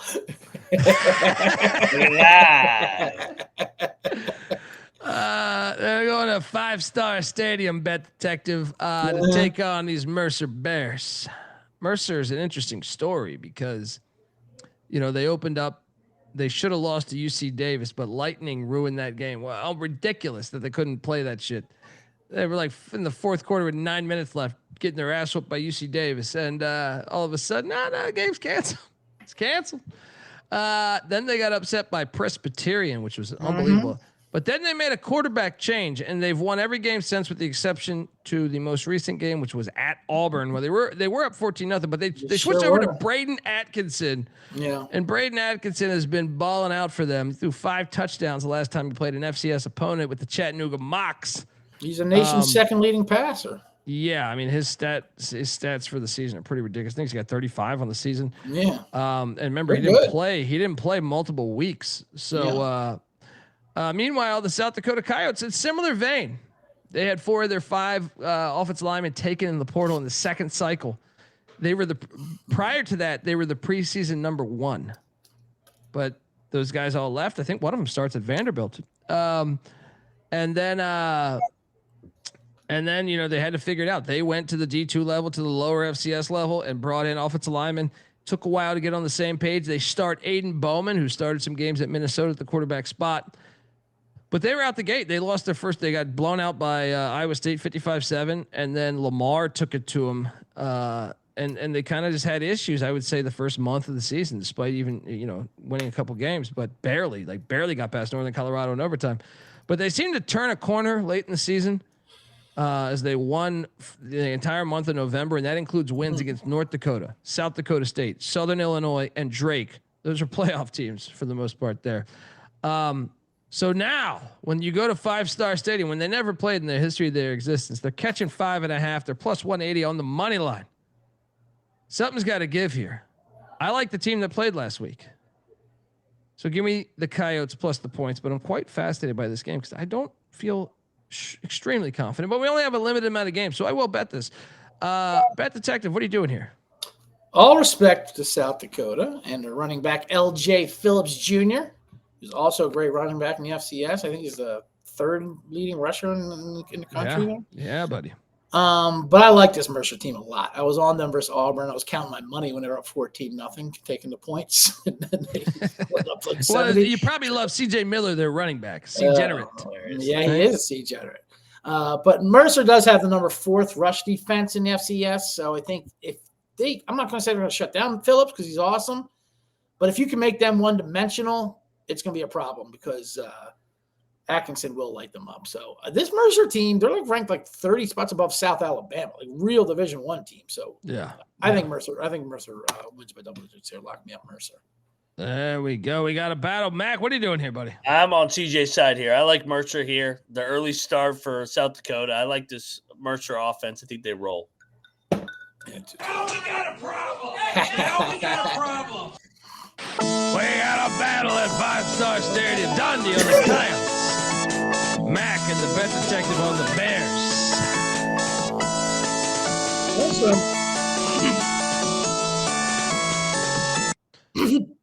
Also, what's the travel situation with South Dakota going down to Macon? How do you even get there? I've heard some speculation, right, about this getting on multiple planes and shit. How do you even get to fucking Macon, Georgia? They have no idea. You're right.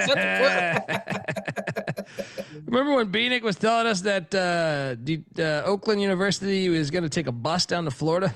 I was like, this isn't fucking intramural baseball. Oakland's a fucking NCAA tournament team last year, Beanick. Right.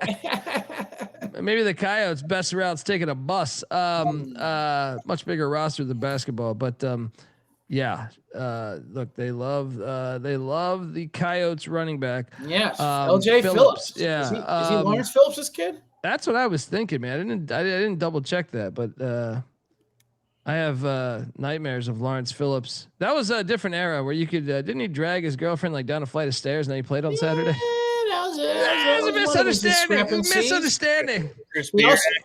He also lost to some kids in a flag football game and got in his car and drove over them in a park. Well, that I understand. That I understand. That's his competitive spirit. That I understand. Hell of a running back. We real quickly in high school, we played against a guy at Woodrow Wilson, which is one of the Camden schools in New Jersey, which is a very ethnic school. And they had a running back named Ramon Worthy who got a full ride to Nebraska. He was a beast. He ran for 270 on us. He was just unbelievable. Same year with the class there with Lawrence Phillips, I believe. He stabbed someone and got kicked out. I'm like, what did you have to do where they didn't kick out Lawrence Phillips? But you're kicking you out. Turns out he stabbed a man, and he didn't do it. But Senator Osborne, he ran a tight program out there. He didn't mean to do it. No, I couldn't believe that shit, man. Because that was like, the Colorado-Nebraska game. A lot of times for that stretch, it decided the Big 8 championship, which a lot of times went to the national championship. So it was like, man, we got our ass whooped. We were undefeated. We got our ass whooped by Frazier and Phillips. But it was like, I couldn't believe they played him because I was like, no, what? Mm-hmm. The guy was arrested just 72 hours ago. It's like now he's getting the start. It's a misunderstanding. It's a misunderstanding between him and his partner. I was like, misunderstanding. Just wanted to give Ramon Worthy a shout out. The best running back we ever went against or saw, and we went against Ron Dane in South Jersey High School. And this guy was better. This guy was a fucking beast. Wow. Not that Ron Dane was bad, obviously. He also played nose tackle and would blow a play up like Tecmo Bowl. Just destroy every play. He weighed more in high school than he did at Wisconsin. Shout out to Luke Newton giving us $10. Need a JC and Mount pick. Okay. From Bet Detective minus 26.5. Same spot where I met Coach Calhoun at a coach's clinic 10 years ago. Got to see him tomorrow, but won't make the college basketball show. He's also giving us $5 more, saying extra ticket for a game in Tampa there. Heartline for the Bulls, South Florida. They hired Brian Heartline, the former Ohio State Buckeye wideout. He's shooting his shot with Avetta too, by the way. Yeah, I was like, who's the ticket for, me or Avetta? Yeah, it's yours if she says no. Yeah. Avetta seems to be a hot commodity on the TC Twitter and the chat. That is great. And maybe over at CJ's place too. That is the best. Shout out to yeah, she's great. She really is. She's a great person. Yeah, I co-sign that. Next up, and she knows her shit too with hoops. Fuck yeah, she knows ball. Well, we gotta go to Kutztown, Bet Detective, because Frostburg State. Kutztown. You're looking live at Kutztown. Am I pronouncing this correctly? No, I think you're right with Kutztown. We would say Coots as a joke, but no, it's Kutztown. Okay. Well, you don't walk into Andre Reed Stadium. No. That Andre Reed. Yeah, that Andre Reed. All right, who played for the Buffalo Bills and the Washington Redskins. Played for a third team? I think it was just those two. Frostburg State. Great story. This is D2 football, folks. If YouTube.com/the college experience. Frostburg State's been a darling. They upset number 2 seed Johnson C. Smith. I got a root canal there once. They upset them 21-7. Then they took down California, Pennsylvania, and their bullshit 23-21. Kutztown took down Bentley 52-0 the first game, and then they took down Assumption 56-19. Bet Detective, the people want to know. You're from the area. Yeah.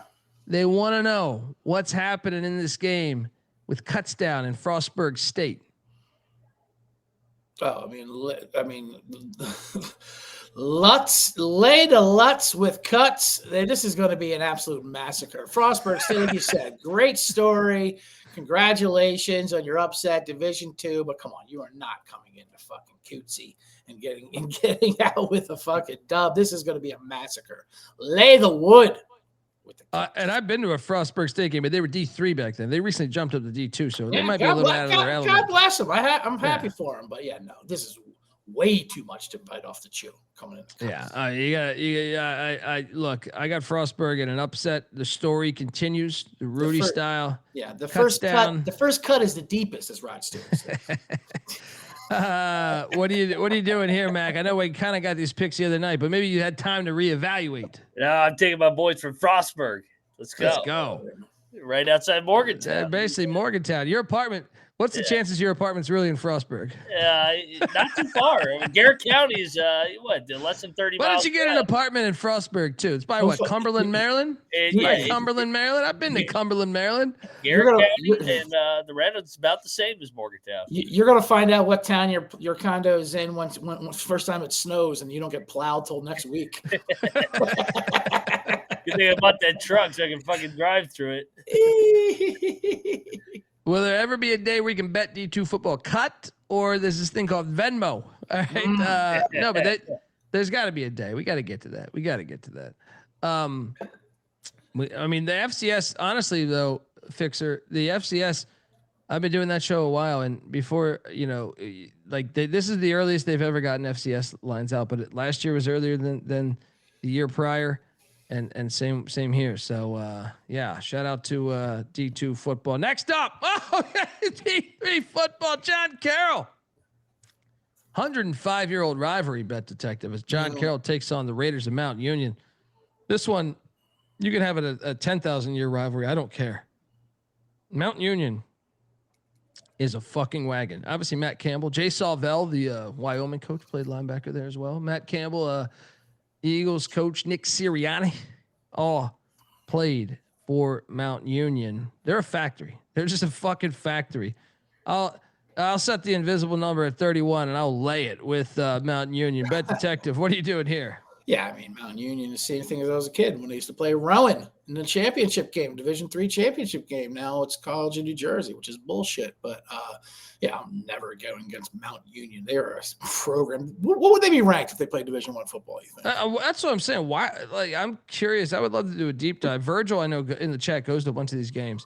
Put them in the MAC. Dude, they why have they never gone D2 even? Like, they have been so good for so long that it's like, what are you doing here? Mac, I'm assuming you're still on your Purple Raiders. Yeah, I'm on Mount. They're fucking juggernaut. Next up, we got a Battle of Maryland bet detective, Salisbury State. Great lacrosse game this would be. I heard you prefer a Salisbury steak. Fuck off. Like a lie. Salisbury State's heading to Baltimore, Maryland, to take on John Hopkins. I'm on. So me and Mac both went with Salisbury with the upset here in a series that goes back 50 years. Bet detective, who are you taking? No, I'll battle it here. Give me Johnny Hopkins. They run a clean program. They got clean gear. They gave us lacrosse shorts. They let us work out on it one time. And they have a nice program down there, Johnny Hopkins. Great medical center as well, obviously. Oh yeah. I've been to their stadium. Do we think Noah Beanick has ever eaten a Salisbury steak? I'm sure he gets it well done too. I don't know that CJ was with us then, but when a couple of years ago when we brought Beanick to a 5-star sushi restaurant in Vegas, he ordered chicken tenders. One of my That's favorite. right. No, I was there for that. Okay, yeah. What was that? Yeah, it's classic. Absolutely classic. No, this is Salisbury, Maryland, by Ocean City. All right, you've been to Ocean City, Maryland. You got some stories. I guarantee you that. Oh yeah. Yeah. Ocean City, Maryland is just a shit fest. Yeah. Oh yeah. Secrets, baby. Yeah, Secrets, baby. Let's go. Everybody knows about Ocean City. If you've been there, you're looking live. You're looking live. You know about the other Ocean City, right? I'm going to pull my first non-game next slide. Next slide when we're talking Ocean City. We all have tales from Ocean City. Yeah, there's Ocean City, New Jersey, but I've dabbled down in Maryland. You had to. It was fucking wild down there. Yeah. Next slide, Sullivan's here. Eastern is taking on Susquehanna. How do you pronounce this, bet detective? You got it. They were giving me shit with this one. Yeah, Susquehanna. Is it not Susquehanna? It is Susquehanna. What are they saying it is? I don't know. Someone yesterday was giving me shit when I was looking at this game. these Riverhawks in Sellis Grove, Pennsylvania. Where the fuck's that at, Bet Tech? You've been to Sellis Grove? No, I've never been. Oh, I'm sure I've driven through it. I'm sure I've been pulled over there driving the fuck through Pennsylvania. As James Carville once beautifully said, Pennsylvania is Philadelphia, Pittsburgh, and Alabama in the middle.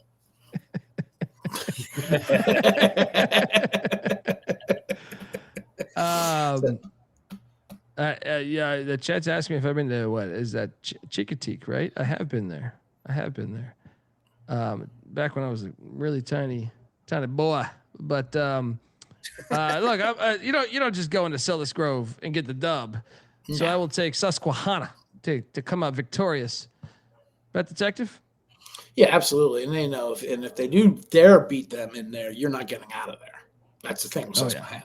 You are fucking, I mean, they will attack your bust at halftime. They will punch your wheels. That's the kind of town that is.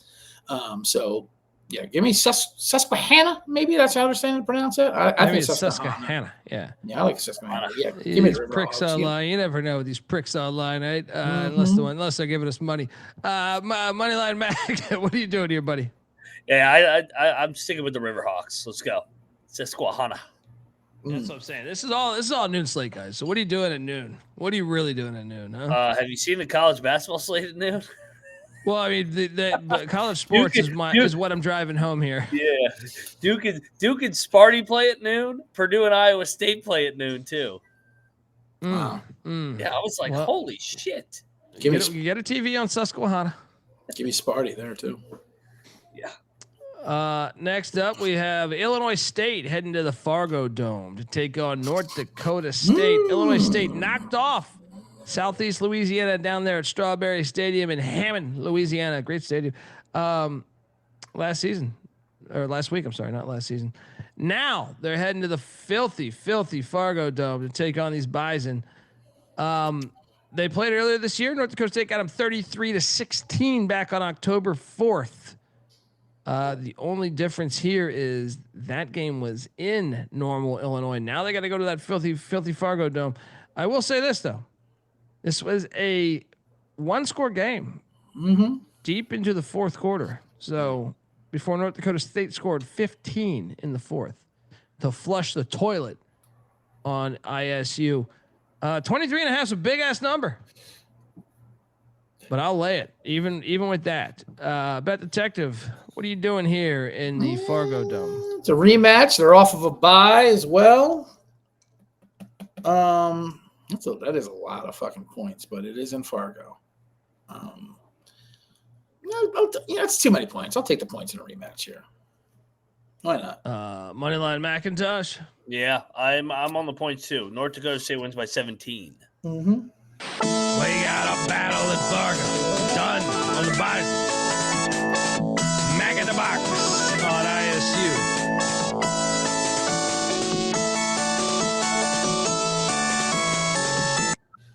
Next up, North Dakota heading to Tarleton, Stephenville, Texas. Take on Tarleton State. I'm kind of fascinated by this game. Tarleton State's laying 4.5. North Dakota 8-5, but don't get it twisted. This is a team that lost at K-State 38-35, had a fourth quarter lead with 2 minutes left. They lost to Montana 24-23 in Missoula. They lost to South Dakota 26-21, who's also in the playoffs. They lost to North Dakota State 15-10. They lost to South Dakota State 34-31 in overtime. They've had some heartbreaking losses this season. They're catching 4.5 against Tarleton State, who's 11-1. They beat Army at Army, and Tarleton State has spent a shit ton of money. They're trying to go FBS. I'm on these Fighting Sioux. I think they're going to stay in this game. So I will take the 4.5. Sprinkle that plus 170 money line. Bet Detective, what are you doing here? I'm with you. I think they get the outright upset here. I like North Dakota in this game. I think they can slow the run down enough a little bit. It'll be a tight game, obviously. But this line was 6 down to 4.5. It's the same thing. But yeah, give me the points and money line's live. Money line Mac. Triple lock, North Dakota, baby. Short road favorite. I think they got a shot to get this thing done down there in Texas. Purple Hawk on the fight suit.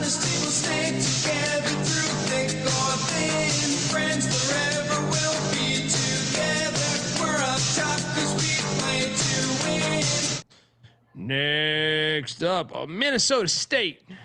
These Mavericks, these pesky Mavericks, Bet Detective. They're heading at Big Rapids, Michigan. Take on Ferris State. Ferris State, last year, if you watched them, they had this quarterback named Trinidad Chambliss, who might even get a trip to New York City out of all this. Heisman candidate. Ferris State's been a fucking wagon. I've been a big fan of this program. They opened up the D2 playoffs by taking on Northwood and winning 65-14. Then last week, in a blizzard, Ashland went up 14-0 on Ferris State before Ferris State went into fuck you mode and beat them 56-24. Now Minnesota State on the other side, they took down Findlay 37-14 in the first round of the playoffs. And last week, IU Indy, they won by 8. Now, you know, this one, I'm setting this line at 17.5. Ferris State laid at 17.5. Bet Detective. I'm on Ferris State. You can't fade these Bulldogs. What are you doing here? What am I doing here? Yes, you did come from Ferris State. Yeah. I'm questioning. When the show first started, I'm like, 43 slides. That seems kind of reasonable. I only see 20 games on the board. I wonder how Colby got 43 slides involved. Well, we're breaking down we're breaking down Minnesota State, Ferris State. He's making up lines for it. I'll set this at 17. What are we doing? What am I doing? I'm telling you, go fuck yourself. That's what I'm doing. Look, next time, what other show? Yeah. What other show is talking? This is the heartbeat of college football, man. All right, I agree. Two great logos you pulled up there. That's for sure. Ferris State, I'm telling you, they're a legit program. I actually think they would beat the shit out of a lot of MAC teams. You could argue Ferris State. Yeah. You could argue Ferris State's what got Lane Kiffin the fucking LSU job. Yeah, you can certainly say that. That Chambliss, he got Lane the fucking LSU job. This is another one where you throw your Upper Iowa. I'm like, you can't have a Northern Iowa and Upper Iowa. You can't have a Grand Rapids and a Big Rapids. What are these knockoff fucking names? No Big Rapids. There's already a Grand Rapids. It's a stupid Michigan State that beating fucking swears by. A fucking piece of shit. All I know is this: Ferris State currently has the most D2 players in the NFL at 5. Mm-hmm. 5. Hell, that's more than. That's probably more than a lot of us. Absolutely. Yeah, Ferris State lay it. Save Ferris says stacking the money green. All right. Yeah.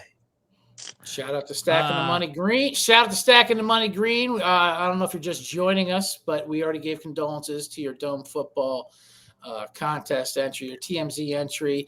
You probably didn't hear, but Colby was talking shit about you guys and the games you only allowed him to play. That's why we guys beat you.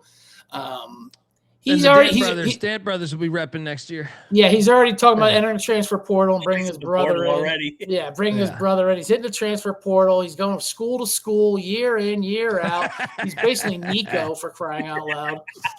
Nico Dan over there. I'm going to come on Leo. Yeah. So that probably helps. That probably helps your team, TMZ. You dropped the cancer room, locker room cancer. I mean.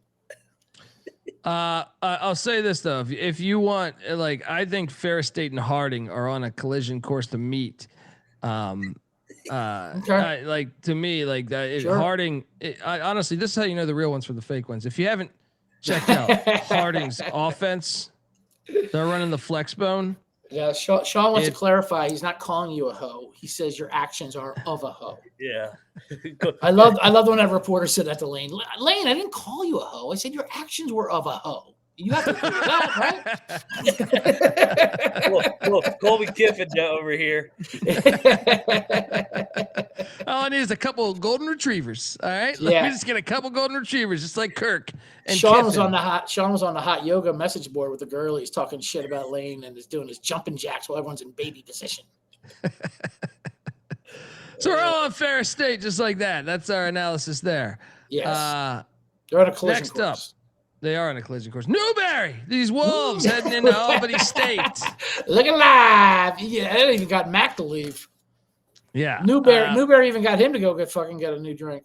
So let me walk you through what's going on here with Newberry. Newberry is the 3 seed. Albany State, the 1 seed. So Newberry takes down Kentucky State, the Thoroughbreds, 45-24 in the first round. Then they upset the 2 seed West Florida, who went deep into the playoffs a season ago, 24-17.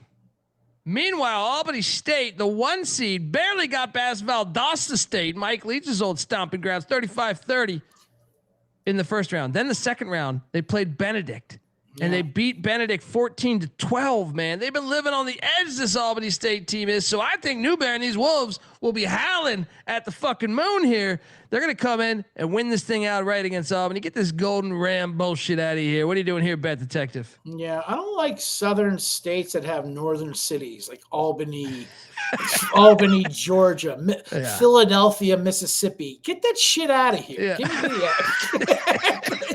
fucking take some southern pride. Unoriginal fucking towns. Take some pride in yourself. Don't be ripping off Yankee cities for your state. I agree. These Wolves are going to be howling down there to get the outright. What's the line you made up for this? I think Albany State's laid 7.5 last time I checked. Money line is live. Yeah, looking live at the Wolves. With Newberry. Mac, word is you were interested in taking the Golden Rams here. Is that true? I'm a Newberry Wolf, man. It's right down the road from Columbia. When I was there, they were an exhibition game. They were a nice 40-minute press. We're gonna bring that to the football field. There we go. There we go. Let's go. Next up, we have the Heritage Bowl. Corsana. This isn't even part of the playoffs, Bet Detective. We're going to the Heritage Bowl, Corsana. Yeah, I know. Because if you would have told me this beforehand, I would not be plugged in right now. Well, West Texas A&M used to have Ryan Leaf on their staff. He might have had a few cocktails, had a few painkillers, had a good time. Is that where he busts into a window to grab some pills? Yeah, he's just having a good time. He didn't mean to do it. Now they're taking out Arkansas Tech. Who knew technology had hit the great state of Arkansas? This one, guys. This is one we got to watch. All right, what are you doing? What a logo there! It's coming out of your template there. Oh yeah, like pushing the boundaries. That's what I'm saying. Arkansas Tech, man, this technology. What an oxymoron! Arkansas and technology. It's a border battle too, buddy. Yeah, I know it is. It's the last school left with fax classes, and they've got a typewriting class, I believe. How's there a tech school in Arkansas, says Gage. Right. Guys, we got to load up. This is my point on us loading up on West Texas A&M. All right. They're going to have the crowd. Mm-hmm. All right. They're going to have the crowd. They're going to get this Heritage Bowl dub. So let's go. Let's get this team. I'm telling you, West Texas A&M has been kind of a power over the years. So this is all available. ESPN Plus. Get out there. Get out there. Yeah. It's free to download in the App Store and Google Play Store. This is America, man. This is the heart. This is why football is the greatest. Yeah. This is heritage. This is technology. How far is this from Texarkana? I'm sorry. Say that again. Arcana. Remember the city that borders Texas and Arkansas? It's in both parts. Yeah, I have no idea, but yes, I'm sure it's Texas is such a huge state. I got where the fuck is Corsicana? Can someone load that up? I'm looking this up. Let's see. I remember when George W. was given this great. Have you seen this shit? Have you seen this shit where George W. was like, as you might recall, I was at a park in Botswana. That was like on E-Bombs World, wasn't it? Back in the day. Those hilarious George Bush videos. I'm pretty sure it's just outside of Dallas, like a little south of Dallas. All right. Okay. West Texas A&M's going to show up and win this thing. They're not going to get embarrassed in Dallas. You guys with me or what? It's right outside Waco. I'll take A&M. West Texas A&M. They got the better logo too. Yeah, they do. Next up, we got Wheaton taking on DePaul. How about Greencastle, Indiana, Bet Detective? DePaul went into Wisconsin Whitewater last week in the middle of a fucking snowstorm and took down Wisconsin Whitewater. They returned to Greencastle to welcome in this Wheaton Thunder bullshit. DePaul is a team of destiny. Give me DePaul. Greencastle, Indiana will be rocking for this Bat Detective, you been to Greencastle?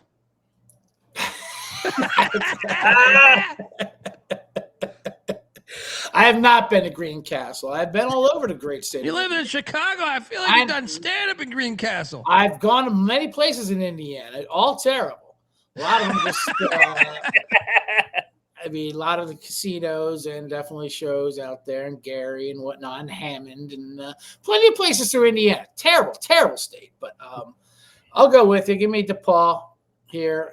They got the Putnam County Playhouse there in Greencastle. Yeah, they do. Absolutely. I know Greencastle. I just never been there. Okay. DePaul, Moneyline Mac, what are you doing here? I think I took DePaul. DePaul. There you go. RuPaul. Shout out to Chandler giving us $2. Appreciate you, Chandler. He likes the DePaul Whedon game. Next up, I swear we're almost done. I love the chat goes. This shit's not even real. I agree, chat. Colby could do this show in the garage by himself, have himself a great time. And why is he punishing all of us with this? St. John's, Minnesota is in River Falls, Wisconsin. Rick Pitino's coaching this team on the left. Happy holidays. This is his version of Saul. He's just torturing all of us to pick these games that he's making up. He's making up lines. River Falls, Wisconsin's going to be rocking. All right, it's gonna be rocking. Tell me you've been there, Bat Detective. Good old River Falls. Well, that's not a plastic tree, by the way. Dirty cocktail napkin. I cut this down in the arms of Los Feliz here in Los Angeles, off a hipster's balcony. Had some tomatoes on it. No, it's a fig tree, but you're right. But the point is, I have been to Wisconsin River Falls.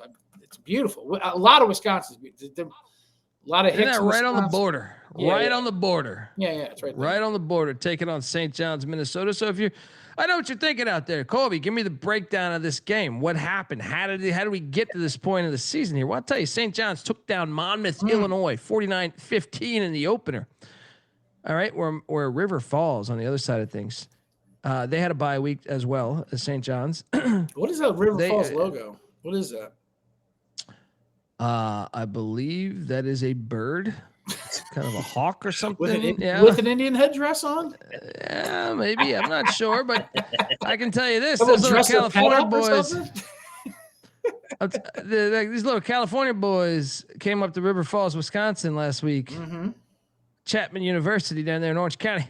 They got beat down 58-7. Yeah, River Falls is in nasty. A blizzard. Yeah, they're nasty up there. Oh yeah, let's go. Was St. John's, Minnesota had that coach who never punted? Who never kicked, whatever, and he did laterals. That might have been. Are you talking like 10 years ago? Yeah. That might have been. I think it was. Might have been. Yeah. So we got a barn burner going on River Falls. I'm on River Falls. You don't just step in. I know this is Minnesota, Wisconsin's regionality, college football 101. All right, I don't want to hear about this bullshit.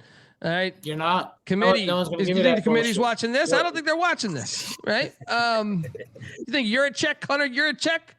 Let me tell you about the first half. It was close. Watch the 4th and 2 in River Falls, buddy.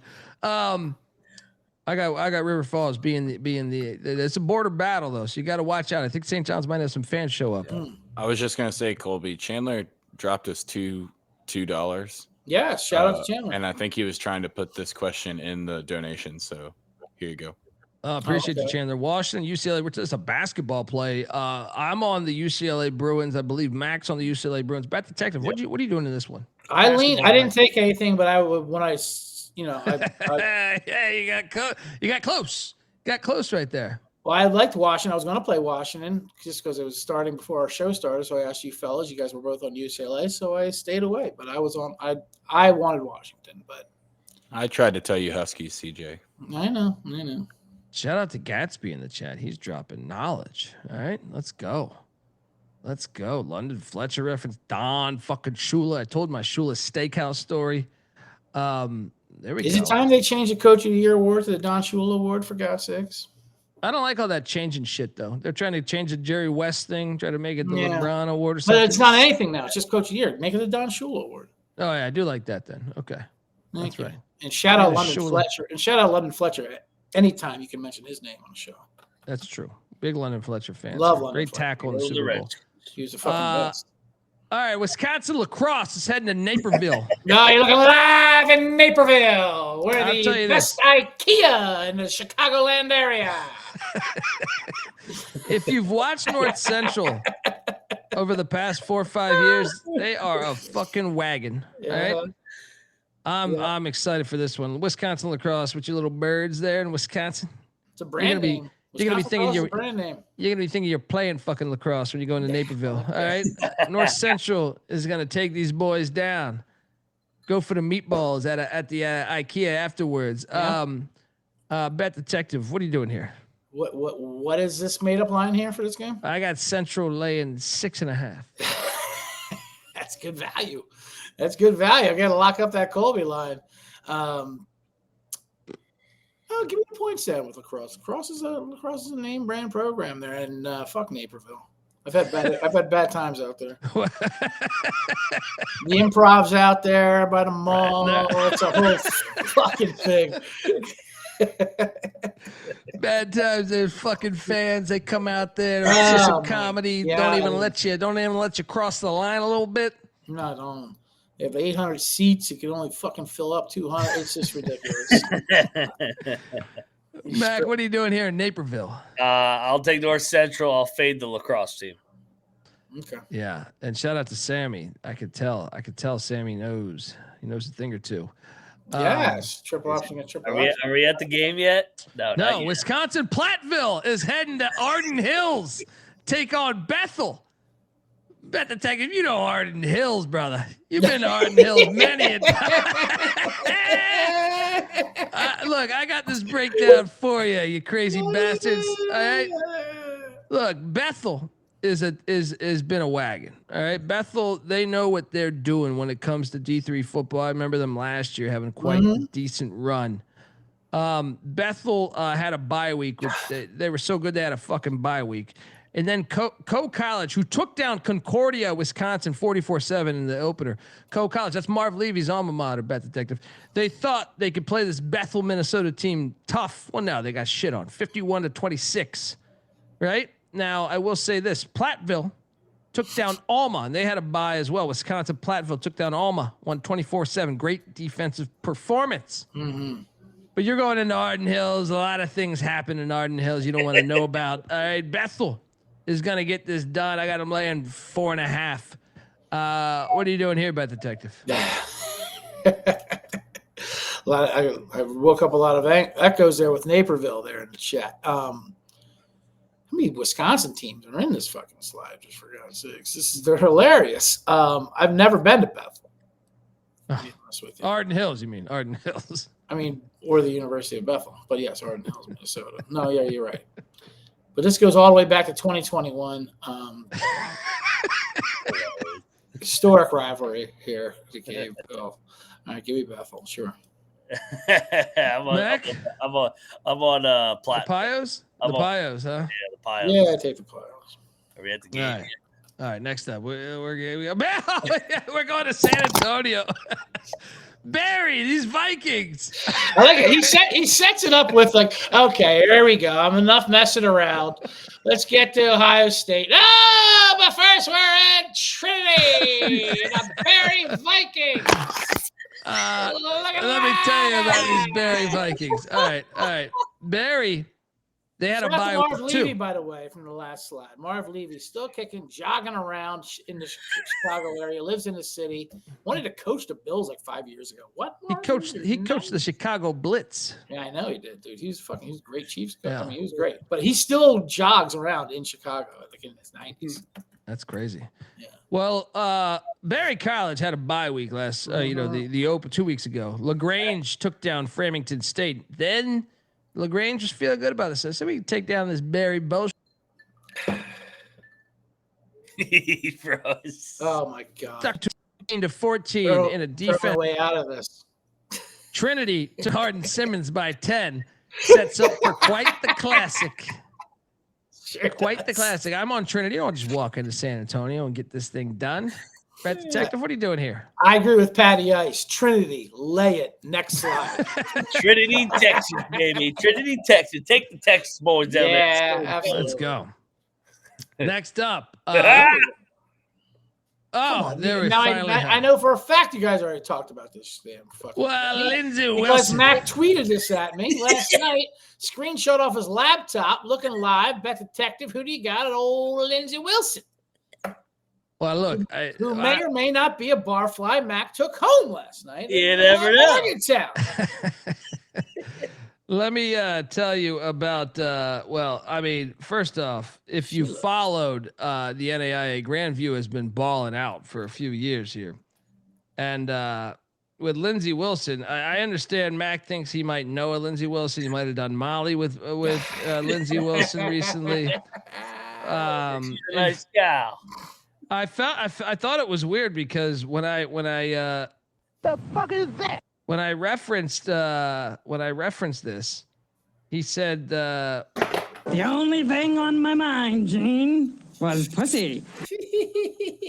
Guys, Grandview, I mean, you don't just walk in to fucking Des Moines. This Grandview football team has been going over the past couple of years, all right? All right. That is a factor. I'm surprised you didn't hear about him from your ex. I hear a lot of shit from my ex. Yeah, surprised not about this game. What? She's not asking about old Lindsey? Yeah, not asking about old Lindsey Wilson. Let me just tell you, they're the reigning champs of the NAIA. They went 14-0 last year, and they were 11-2 the year before. They reached the quarterfinals in 22. All right? So, I mean, they've just put together a really good program. So I think your little bitch, Lindsey Wilson, she's going to have you really rethinking your ink, I think, Moneyline McIntosh, because I think Grandview, they're not going to put up with this bullshit. I think we lay the 10.5 with Grandview. We get it done here. Mac, you in? No. Lindsey Wilson moneyline, baby. Let's go. Let's go. I smoke and I drink, and I don't have stress, and I'm healthy. Everybody at the fishbowl with Lindsey Wilson. If you're in Des Moines, you got to hit this game. Bet detective, what are you doing here? No, but you're right. Bringing up the X. That's what actually started the whole downfall. She looked at my phone and goes, who the hell is Lindsey Wilson? I go, it's a bet. I'm taking the points, babe. There's no school named Lindsey Wilson. She knows Grandview. She knows Des Moines. I'll lay with Grandview. Let's go. All right. Next up, we will jump on over to Fort Lauderdale. Marion College is taking on Kaiser Permanente. Fort Lauderdale, Kaiser's been a wagon, guys. You can't get in front of this Kaiser train. I know Max said last night he thinks Marion could be live. Kaiser laid a good 10.5. I think Kaiser flushes the toilet on this Marion dream. Bet detective, what are you doing here? When you say comments like Max said last night that Marion could be live. Well, there's line movement. No, is that what happened? We have to revisit this game. I mean, is this just an exercise in pain for me? You're just trying to fucking torture me with this shit? Listen, I've been to Fort Lauderdale, gorgeous town. That always lay it with Kaiser. That's Kaiser roll. If you the SWAC championship. Yes. When go into the Celebration Bowl. Yeah, now this I can handle. Prairie View. Tremaine Jackson doing a great job in year one, coming over from Valdosta State, heading to Mississippi Veterans Memorial Stadium, one of the greatest stadiums in all of America. Yes. Yes, Johnny Unitas has played at this very field. You got Archie Manning. Eli Manning, you got all that shit. Even Travis Hunter and Shador. Shador's, what is he, 1-0? 2-0? What is he? He is 1-1. Okay. He lost to the Niners, beat the Raiders. He's gonna be 2-1 after this week. They're beating the Titans. No, there you go. Now we're getting things done. Prairie View's catching 8.5 now. 7.5 yesterday. I see line movement. Jackson State, last time they played, it's been a few years, believe it or not, with the SWAC two divisions there. Yeah. Won 27-10, but that was back when they had Coach Prime. Plus 270 moneyline dog. Ooh. I am on top of it. Give me Prairie View to take down TC Taylor's bunch.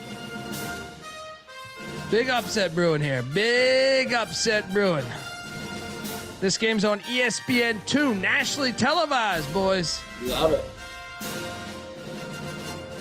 Bet detective, what are you doing here? I'm taking Jackson State. I hear what you're saying with Prairie View. It should be a good game, but Yeah, give me Jackson State all day here. They go to the Celebration Bowl after this, you're saying? Yes, to take on South Carolina State, waiting for them for the Jackson State's the Black National Championship. They've called it before as well. Love it. I love that game. Yeah, me too. Chandler Rickman in the chat giving us $20. Washington UCLA play again. All right, in play. What's that score right now? 25-all. Okay.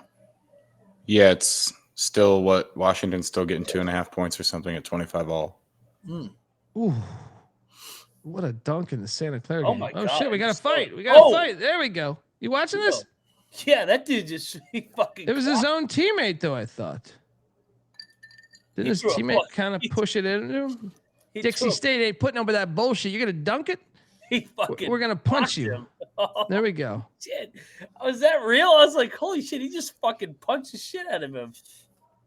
Well, I mean, that's what you got. Sometimes you're getting beat. When I lost a men's league basketball game by 96, I really thought our best option, and I really thought about this as a timeout, was like, I got to punch this guy. There was a dude from Iowa State just dropping threes on us nonstop. Show the replay. And I was like, we got to punch this guy. Someone's got to punch him in the face. That's the only way we can not lose by 100. So I get it. I get it. That. Yeah, sometimes. I mean, they ran it up a little bit. They could have. There's no shot clock in men's league. This was the comics league too. This motherfucker never did stand up. We had this is all through the Comedy Store. I'd never seen this dude do stand up once in his life. Yeah. And he was just wet. He was just so. They had a big man that was. You took him out? No, I didn't punch him. But I was considering saying we have to do this. Yeah, a little arch my team was pissing me off, man. You know, like Renee Lancaster. You know Renee? Yep. Please show the replay. Like, what is this? I want to see that punch. I was like, we got to dribble this clock out. We got to go four corners. I'm not losing by 100. This shit hurts my soul. Can't lose by 100. Can't lose by 100. Yeah. These people didn't know the concept. It was a bunch of soccer players on my team. They didn't know the concept of dribbling out the clock. They're like, no, let's just run up and shoot. I go, dude, this is. I checked myself out of the game, like the 2-minute mark. The ref told me, he's like, man, I've been reffing for a while. It's like a 70-year-old black dude. He's like, I ain't ever seen some shit like this. 96 points. The fucking team was doing selfies with the scoreboard, right? I mean, come on, that's when you know. Come on. That's when you know. Mac, what are you doing in this game? So the little white guy got dunked on, and then the guy got in his fucking face, so he just punched him. For the little white guy punched him right in the face. Shout out to Dixie State. That was fucking hilarious. Oh, it's great. I like everyone's pointing at the replay. Look at this.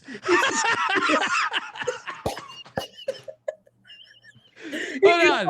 ESPN Plus, they didn't have the replay, so they cut to a kid's phone watching it where he rewound it, and you're watching the replay on a guy's phone.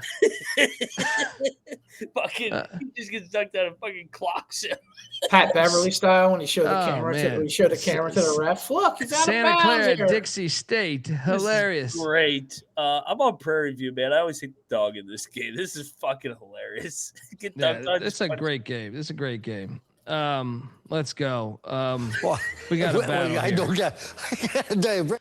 Next up, we are going to the likes of Bozeman, Montana. One of the best stories in all of college football last weekend was the Yale Bulldogs pulling a Frank Wright of their own, Bet Detective, down 35-7 against our boy John's Youngstown State Penguins at the Icebox. We were on them when they're upset over Harvard a couple weeks ago. That's right. That was great. We called that perfectly. And then they walk into the Ice Palace and they put it on them. Unbelievable. Now they go to Bozeman. And I have a quick bone to pick. That made Scott Van Pelt's bad beats. I saw that. Which it was bullshit. Yale came back and won the game. Like if they come back and win the game, like I'm not saying that's a throw a blanket over all of them. Obviously, the Arizona Cardinals versus Titans game was a bad beat, even though because they lost the game. But Yale came back and won the game. It was a great comeback. Yeah, you thought you had it, but that wasn't a bad beat. Yeah, I agree. You know what I mean? Like, they won the game. And they didn't backdoor it. They won the fucking game. Who's that running back? Hold on. I was just watching the running back. Sorry, I just love the punch to the foot that we're watching. Just he gets dunked on and just says, "Yeah, Fuck you, dude. Punches him in the face. You're referring to Pitzenberger, I think his name. Yeah, Pitzenberger. Yeah. He's awesome, dude.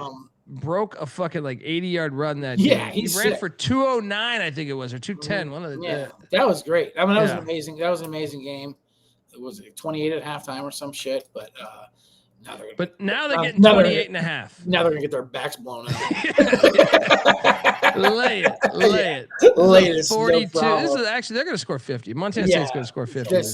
Montana State's gonna beat the living bejesus out of them. Night Ivy League. Yeah. You're gonna get fucking boat raced. We got a triple lock in Bozeman here as the Bulldogs of Yale. I do love the Ivy. I got to commend them for being a part of the party. Shout out to Yale. Shout out to the Ivy. Well, long overdue. You should have been in the FCS playoffs this whole time.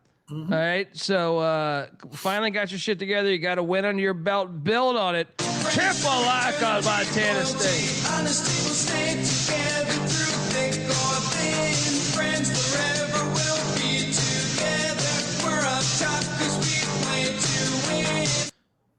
Next up, we are going to Nagastosius, where this is an awesome rivalry. This is actually, in my opinion, I think this might be the FCS game. This or the next one, the FCS game I want to see most. Abilene Christian is headed to Nagastosius to take on Stephen F. Austin. Big time rivalry. Doesn't matter the sport. SFA laying flat 4. Over under at 49.5 and plus 160 on the money line there for Abilene. Abilene beat them earlier in the year back on September 6th, 28-20, one-score game that I believe me and Mac were on Abilene in the points there, or as a dog. I think we cashed on that if memory serves me correct. I'm on Stephen F. Austin here. I think revenge is being served. I'm laying the 4. You're at home. You got beat this year. I know how this rivalry works. Lay the 4. With the Lumberjacks. Bet detective? No, I think it was a close game. I'll take the 4 points here. Both teams have gotten better since that game. You got to be able to run the ball. And in that first matchup,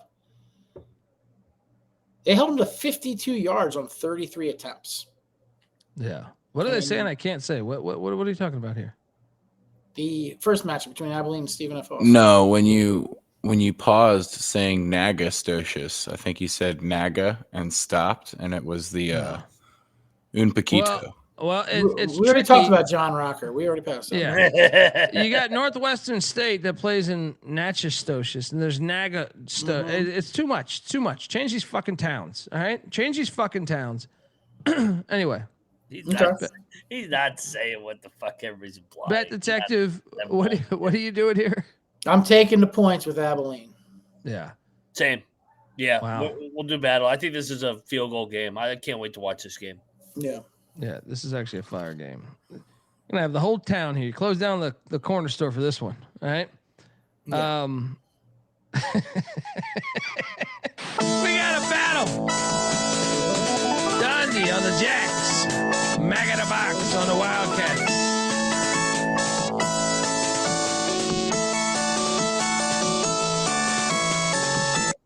Next up, we are going to Missoula. This is probably the best game, actually. South Dakota State has won 2 straight against Montana.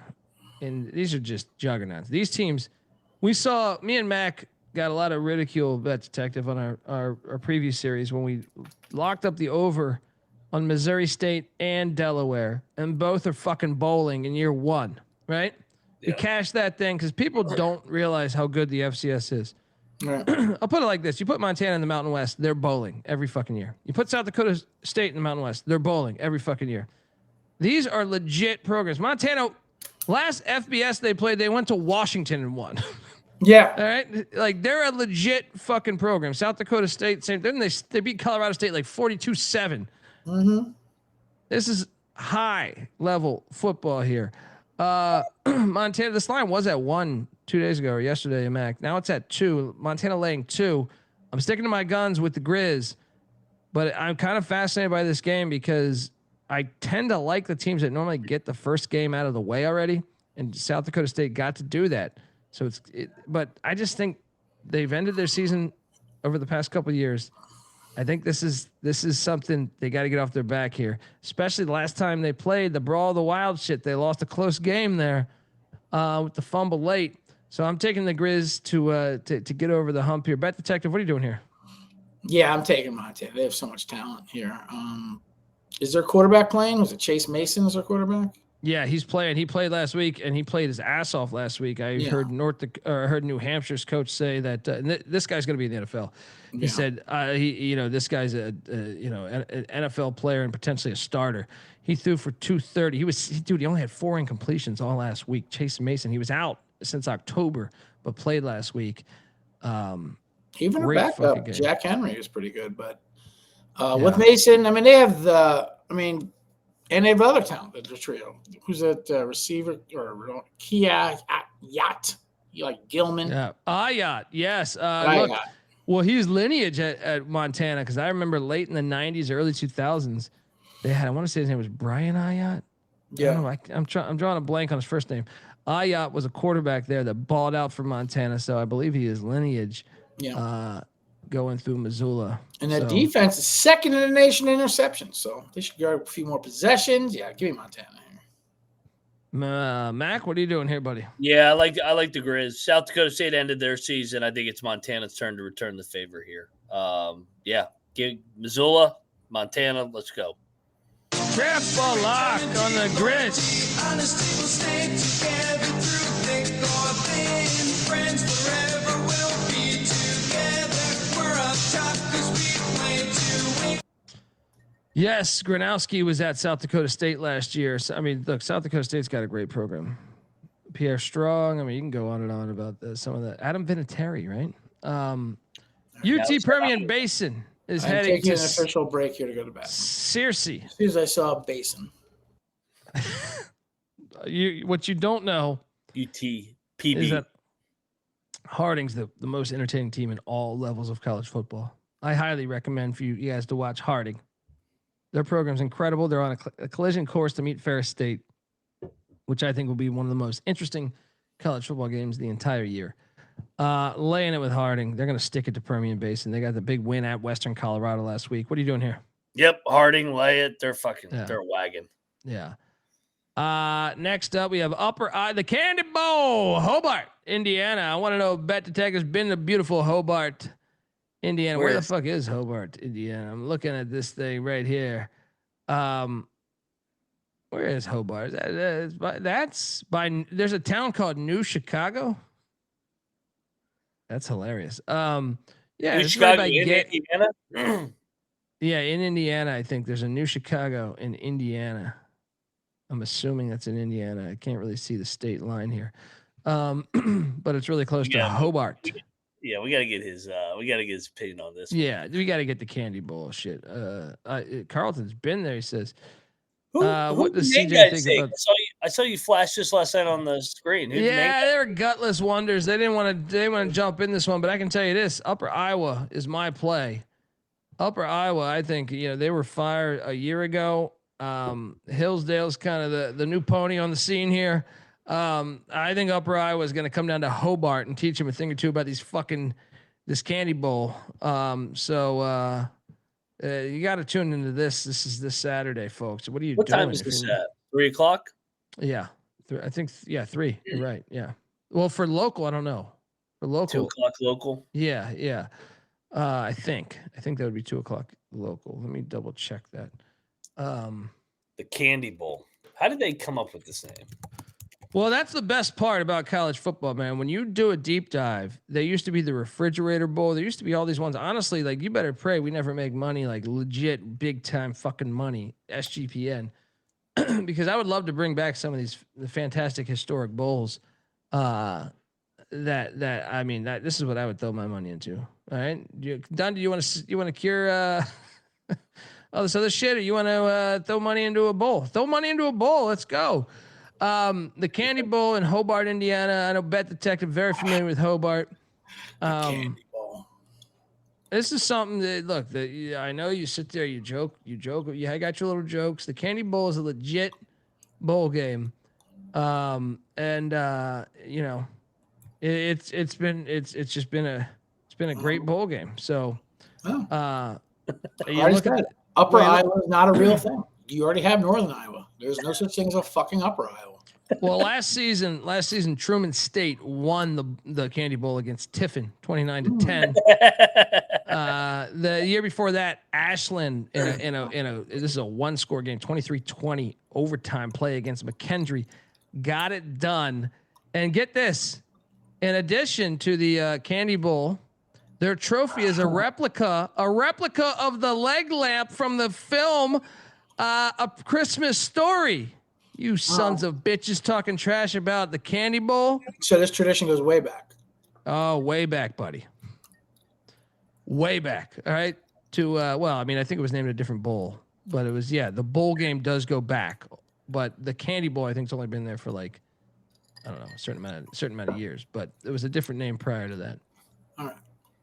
So who you got? I got Upper Iowa. What do you think of Upper Iowa in general? Like I know you shit on a lot of these Iowa schools. Is Upper Iowa cool for you, or? I don't think it's a real thing, Upper Iowa. It's not a thing. There's no lower Iowa. That's how you talk about like neighborhoods and cities, like Lower Manhattan or some shit. So there's no Upper Iowa.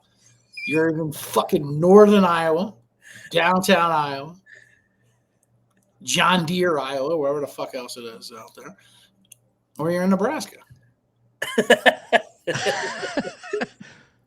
I'm on Upper Iowa. I think you're on Hillsdale. That's your analysis. You're taking Hillsdale. And Gummy Bears suck.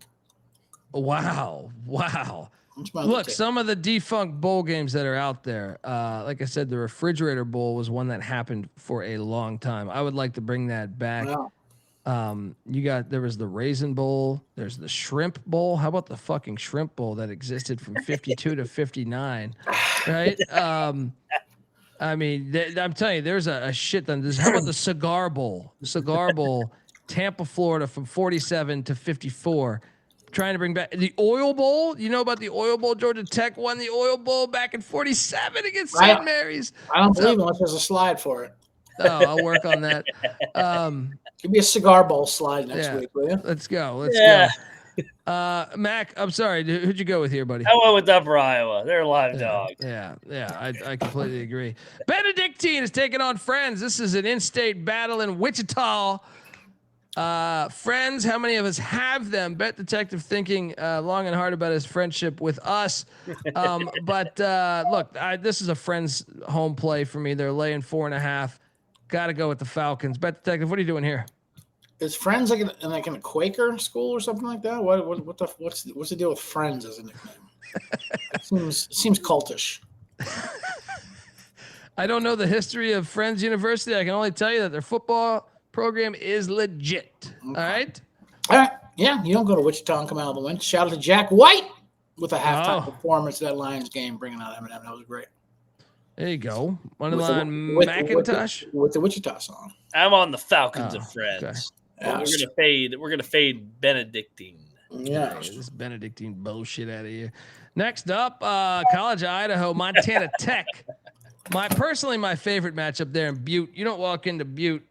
You might remember this. Their famous head coach that said this. They were like a hobo on a ham sandwich. They were going hard.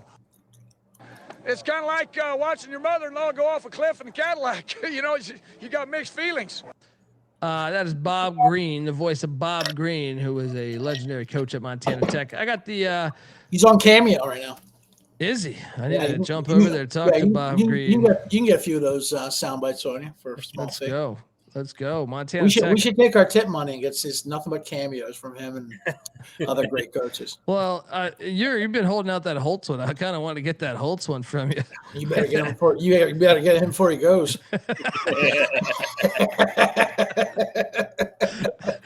I can tell by your clip. I can tell by your clip where he's like. I might have the last live recording of Lou Holtz. Montana Tech. They're laying a solid 9.5 here. What are you doing here, Bet Detective? No problem. Lay with the Tech. Yeah, I'm on Montana Tech too. Home team. Love the border battle. Next up, Georgia and Alabama. These teams, I don't know. I kind of like Montana Tech and College Idaho better. Look, especially when it's played at this filthy dome. The Dogs. The Dogs are coming off of a loss to Bama, last time they played. Now they're laying 2.5 in Atlanta. Kalen DeBoer has been incredible against top 25 teams throughout his career. I'm all over Georgia here. You just had the Iron Bowl. Give me Georgia. You got another thing. I think the big thing from the Iron Bowl was, and what's the status with the? He's uploaded from doubtful to questionable. Jam Miller. That is interesting. But I'm on the Dogs to stick it to the Tide. The only thing is, because the Dogs are playing for the bye, right? So there's a reason to show up here. Give me the Dogs. Lay in the 2.5. They've been playing a lot better since the last time they played. Alabama, I still think is kind of phony. Bet Detective, what are you doing here? By the way, I should mention that last week against Auburn, Auburn outgained Alabama by like 200 yards. They're the best team in the nation, right? What are you doing here, buddy? I know. Well, yardage does determine everything in a game for sure. And what a gutsy call by DeBoer last week. That's what I don't even understand that. Gutsy call. It was like Austin Powers hitting on 4 and Right. blackjack. It was like, wait, don't you just want the lead? Yeah. I mean, initially I'm like, I'm just going to pound Georgia here. Rematch in the Georgia Dome too as well. Alabama definitely needs to win this thing though, for sure. And they do play Georgia well. And they were obviously in control the first time around. Now Georgia's not the same team. And then they kind of just sat on the game, I'd say. So there is kind of value, I think, with them grabbing the 2.5. I like the over in this game, to be honest with you. These SEC title games always have something silly going on. 47 seems like a low number. Give me the over here. I'll take Georgia. Georgia's getting better and better. And Alabama's been, playing with fire. Yeah. But I would not be shocked if Alabama wins this game, though, either.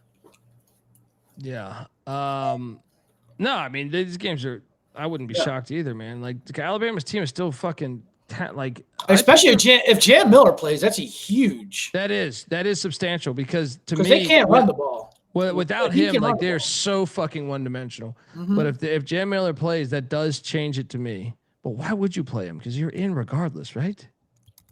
Why would you play him?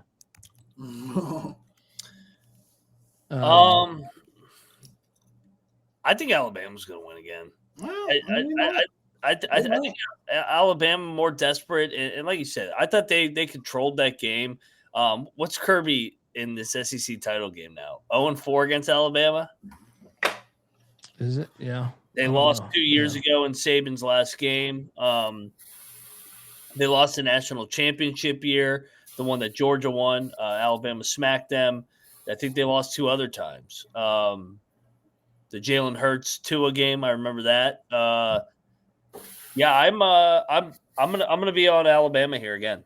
I think Alabama got their scare out of the way last week. They still need this game like blood. I think that they are able to spread Georgia out just like last time, move the football. And Georgia, I mean, I wasn't impressed with Georgia last week against Georgia Tech. Well, you were impressed with Bama? No, I mean that's what I mean. Like I wasn't impressed with both of them. I just think that everybody's trashing Bama more than Georgia's performance. Well, not me. I mean, I took Georgia Tech. God damn it, they should have won on the money line. I'm joking, but I get that. I think that's a fair statement too. I think both teams didn't look amazing last week. Yeah, I'm on the Tide, man. Alabama roll Tide. They take the question out of the playoff here and win outright. Wait, are you telling me there's a world where they don't get in the playoffs? No, but they'll take the debate out of it. Anyone that thinks they're not going to be in the playoffs after they got robbed or allegedly robbed, like I said, I think BYU is the real team that got robbed last year. They are going to the playoffs this year. Now that they hopped Notre Dame, there's no way. They did that. They hopped them just to set them up for a loss here. In case they lose. Yes. Bet Detective, you're on the Dogs? Yeah, I'm on the Dogs. Though. Why not? Just because now we got a problem. What's that? In that Atlanta Dome too. I mean, they just played there last week for fuck's sakes. And DeBoer is fucking awesome as a dog. Yeah. I mean, what's he 6-0 combined against Kirby, Sarkisian, and Lanning? now. Yeah. Let's go. Yeah. Maybe even more than that. Yeah. Oh, I'm sorry. Whoa. We got a battle. Mac saying roll tide. Dundee and Bet Detective saying go dog.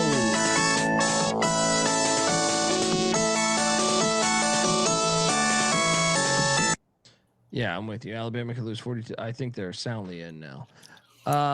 Next up, we have, this is to me the worst game of the whole week, the whole card, just because no one has any incentive to play. Ohio State's laying 4.5. Because it's in Indianapolis, I actually don't think they'll have the ticket problem that they had a year ago.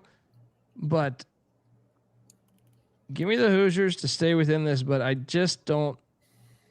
I don't understand why you would play your starters much here, especially like Elijah Surratt, their star wideout, who's been hampered by injuries all season. Why even play him? Why even play him? You're still going to get a bye. I understand you won a Big Ten championship. It looks nice. They haven't won a Big Ten championship since the 40s. But, I mean, I know they got a share of one in the 60s, but they didn't get the outright since the 40s.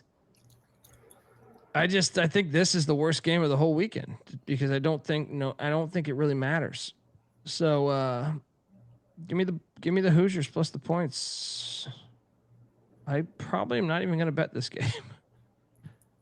Although I will say, like, Signetti might use it to, just take it on the money line, I guess. Bet Detective, what are you doing here? Yeah, I mean, and I bet Signetti wants revenge from last year as well when it got blown out. 38-15, he wasn't even that close. This means more to Indiana. They want to do this. Ohio State, they just beat Michigan. They just slayed their dragon. They just closed the loop on last year. All they care about is playoffs. Now, they will play some of their starters because they don't play for another month until after this, for God's sakes. But you're right. This game means nothing playoff-wise, seeding-wise to either one of them. But in Indianapolis, Hoosiers, Signetti. I mean, don't you even keep your looks vanilla because you're probably going to play each other again? That's why I like the under as well. Yeah. Under 48. Why reveal some of your best shit? Why reveal some of your best shit if you know you're going to have to play? Yeah. 100%. Yeah. I also think for Indiana, I think they're going to play to win. Yeah. Because, I mean, it's in their home state. When's the last time they beat fucking Ohio State? I also like for a mental advantage if they do. So you play Elijah Surratt. If you're Signetti, you play him even though he's been dinged up all year. I think they do because they got drilled last year in the end. Why play Surratt? I would tell him to wait.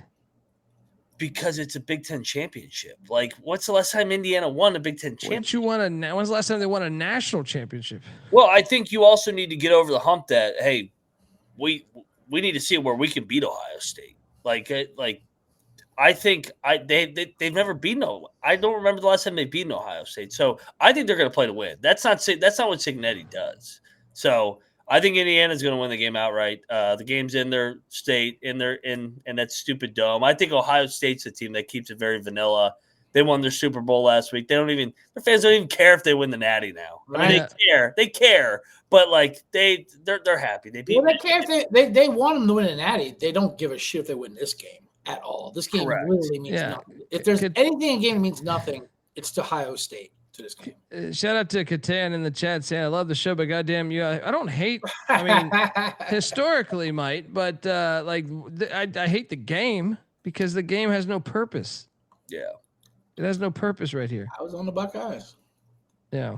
Before. Yeah. Defense is absolutely insane. All right. Final two games on the slate. This one I will be at. All right. Yeah, man. Shout out to the ACC for, reaching back out to cover this game.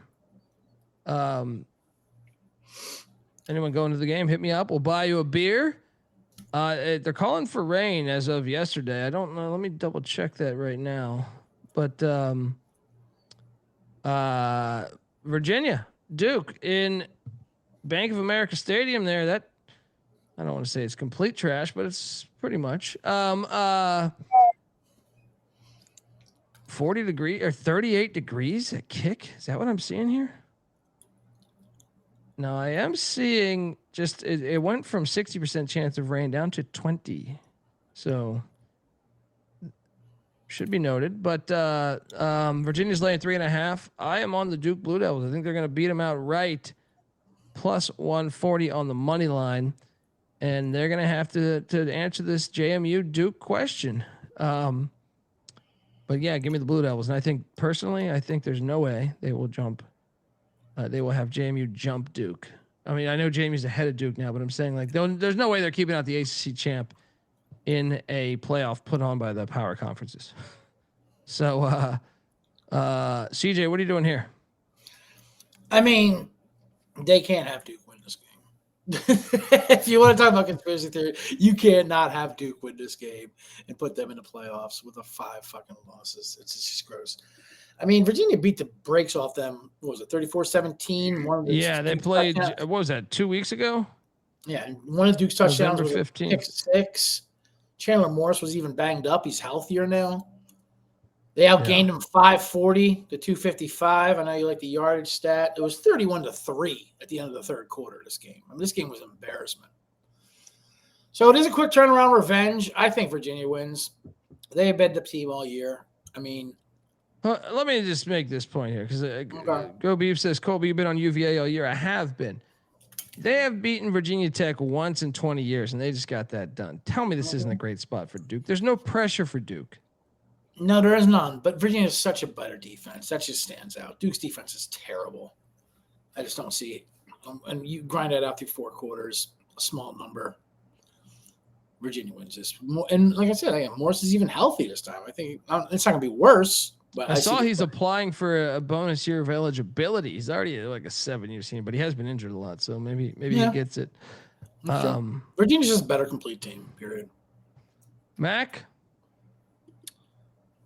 I'm gonna lay it with Virginia. I thought about going Duke just for the chaos route, but they dominated the first matchup. I know it's a quick turn, but Virginia, I think they kind of hit the wall late October, early November. Got a little bit of the injury bug, but ever since then they've been rolling here at Duke. Beat the shit out of Virginia Tech. They got that monkey off their back. I think they play loose. I think they play loose and they blow out Duke. I think Virginia has been the best team in the ACC, and I can't believe they're going to the playoffs. I can't believe that they are in a winning your end game. We got a battle in the ACC. Dundee. Oh, the Devils, the Blue Devils. Mac in the box on the Wahoos. Next up, final game on the slate, these Rhode Island Rams heading all the way out to Davis, California. Late night action. Oh. Davis laying 5.5. Tim Plow doing a great job at UC Davis. You don't just shout out to R Wright giving us $50. Okay, can we clarify one thing? Because I see a lot of comments, especially from like the Ohio State fans and Georgia fans.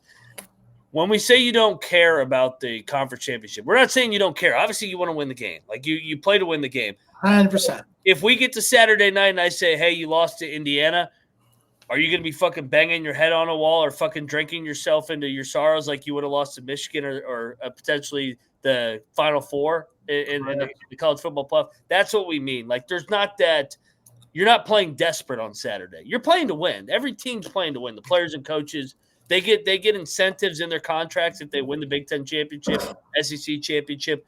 But there's not that level of desperation where it's an elimination game. I was about to say, like, I've read enough coaches' books. I'd be talking out of my ass to say I like whether it was Parcells or Bill Walsh or Joe Gibbs, but I've read those books.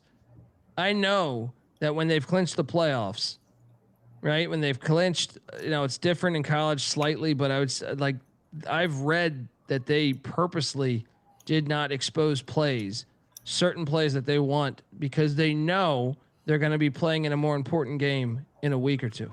Yes. So if you think that that's not happening, you're fucking crazy.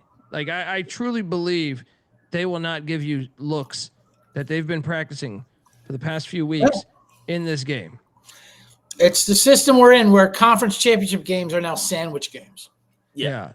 Let's lay the three favorites out. All right, if Texas Tech loses to BYU, all right, they drop to the 5 seed. They're hosting a playoff game in Lubbock. They're not losing their mind. Yeah, you're probably pissed for 10 minutes. Ohio State, if you lose to Indiana, yeah, you're pissed, but then you're like, oh shit, we beat Michigan. We're the 2 seed overall. Everything is still right in front of us. We got to win 3 games in the Natty. Same thing for Georgia. Yeah, I hate losing to Alabama. I hate Bama, but all we got to do is win 3 games in 3 weeks, and we're in national champs for the 3rd time in 5 years. That's what we're saying with it's not a desperate spot. It's not you're playing to win, obviously, but like Virginia Duke, that's a fucking desperate spot. Tulane, North Texas, that's a desperate spot. It's an elimination game for your season. Shout out to All Right, by the way, giving us $50. Appreciate y'all as always. CJ, what is the most painful submission you've ever been in? Is it this podcast? It's doing the UC Davis game after the Big Ten championship game. This one they'll be going all the way. They're gonna give you. They're gonna unload everything. I would imagine. Cole, you know what it's turned into? Like for college basketball conference championship week, if you get like in the Big 12 championship, Houston versus fucking Kansas. All right, yeah, I want to win this because we get a trophy, we get a banner. But I know that we got to win 6 games in 6 weeks or 6 games to win the Natty. That's still the biggest goal. Yeah. That's a good comparison. I think that's fair.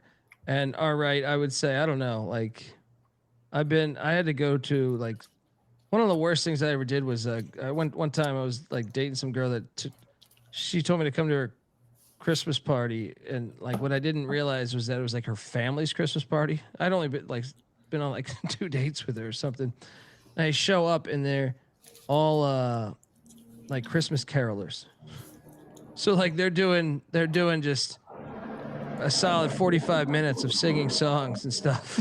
It was very strange for me. That was one of the worst experiences of my life of saying like, and then like some of them are coming, like people are coming up to me saying, oh, so she's told you a lot about you, but then you're sitting there and you're trying to be jolly and shit because like everyone's right in front of you singing. It's one of the worst experiences I've ever had to go through. That's just off the top of my head right there. Bet Detective, you got anything else on that? Nope. All right. He's trying to get out of here. Look, I actually think this is a great play for UC Davis. Yeah. I think UC Davis is going to fuck them up. Rhode Island struggled with the rivals, Central Connecticut State last week. They're going all the way to Davis. The Big Sky's a lot better than the CAA. I think you lay the 5.5. I think it's one of the better plays on the board. Okay. Yeah. Yeah. I'll tell. Let's go. Shout out to Preston. Hit me up, man, at the Colby D on Twitter, man. We'll meet up and buy you a beer, courtesy of SGPN. Folks, that's our show. CJ Sullivan's on Twitter at CJ Sullivan _. Moneyline Max on Twitter at Moneyline_Mac. I'm on Twitter at DColbyD. The College Basketball Experience is on Twitter at TCE on SGPN. Don't forget to check out the College Basketball Experience, which will be going live in about 35 minutes. Also, the Bottom Line Bombs, right? The Subscribe to the Bottom Line Bombs right now. Over there, subscribe. They talk whatever's hot year round. All right, you guys talking Lane Kiffin, talking NFL playoffs, you talking all this shit. What are you guys talking? Talk it all, and we get those slides moving. Do you talk at all? Really though? Is there a deep dive on say Colorado, Montana Tech? All right, now we don't talk at all. We don't talk at all. I don't want you fucking bringing back anything. This is insane. That's why you subscribe to TCE, folks. YouTube.com/The College Experience. Hit that like and subscribe button. Until next time, this is the College Football Experience. You better start thinking about yours. And we out of here. Run and shoot.